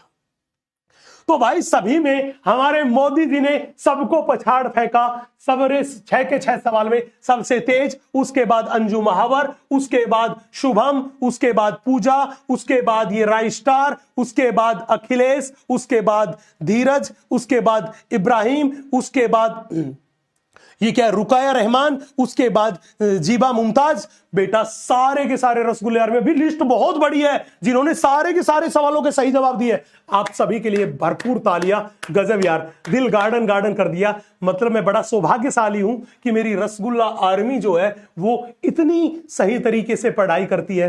दिल गार्डन गार्डन कर दिया तुमने, क्या बात बच्चे। Love you all, love you all, love you all. अब भाई साहब है होमवर्क। तो होमवर्क में कुछ ज्यादा तूफानी आज करना नहीं है, बस होमवर्क में एक काम कर लेना, एनसीईआरटी माता जो मैंने पढ़ा भी दी है उसको पढ़ो। पहला काम तो उसको पढ़ो, एनसीईआरटी माता को। और दूसरा आपको डीपीपी मिलेगी, मैं दूंगा अभी डीपीपी, उस डीपीपी को लगाना है। मॉड्यूल के सवाल जो है वो अभी नहीं दिए गए हैं, बस इसको लगाओ। ये 2 काम आप आज की डेट में कर लेना, बाकी आके मैं कल की क्लास में खुद करवा दूंगा। तो हम मिलेंगे आपसे मेरे दोस्तों, आपसे अगले लेक्चर में, बवंडर लेक्चर में। तब तक के लिए आप सभी खुश रहें, सुरक्षित रहें, ताबड़तोड़ पढ़ाई करते रहें, भरपूर पढ़ाई करते रहें। ओके जी, ओके, थैंक यू, जय हिंद।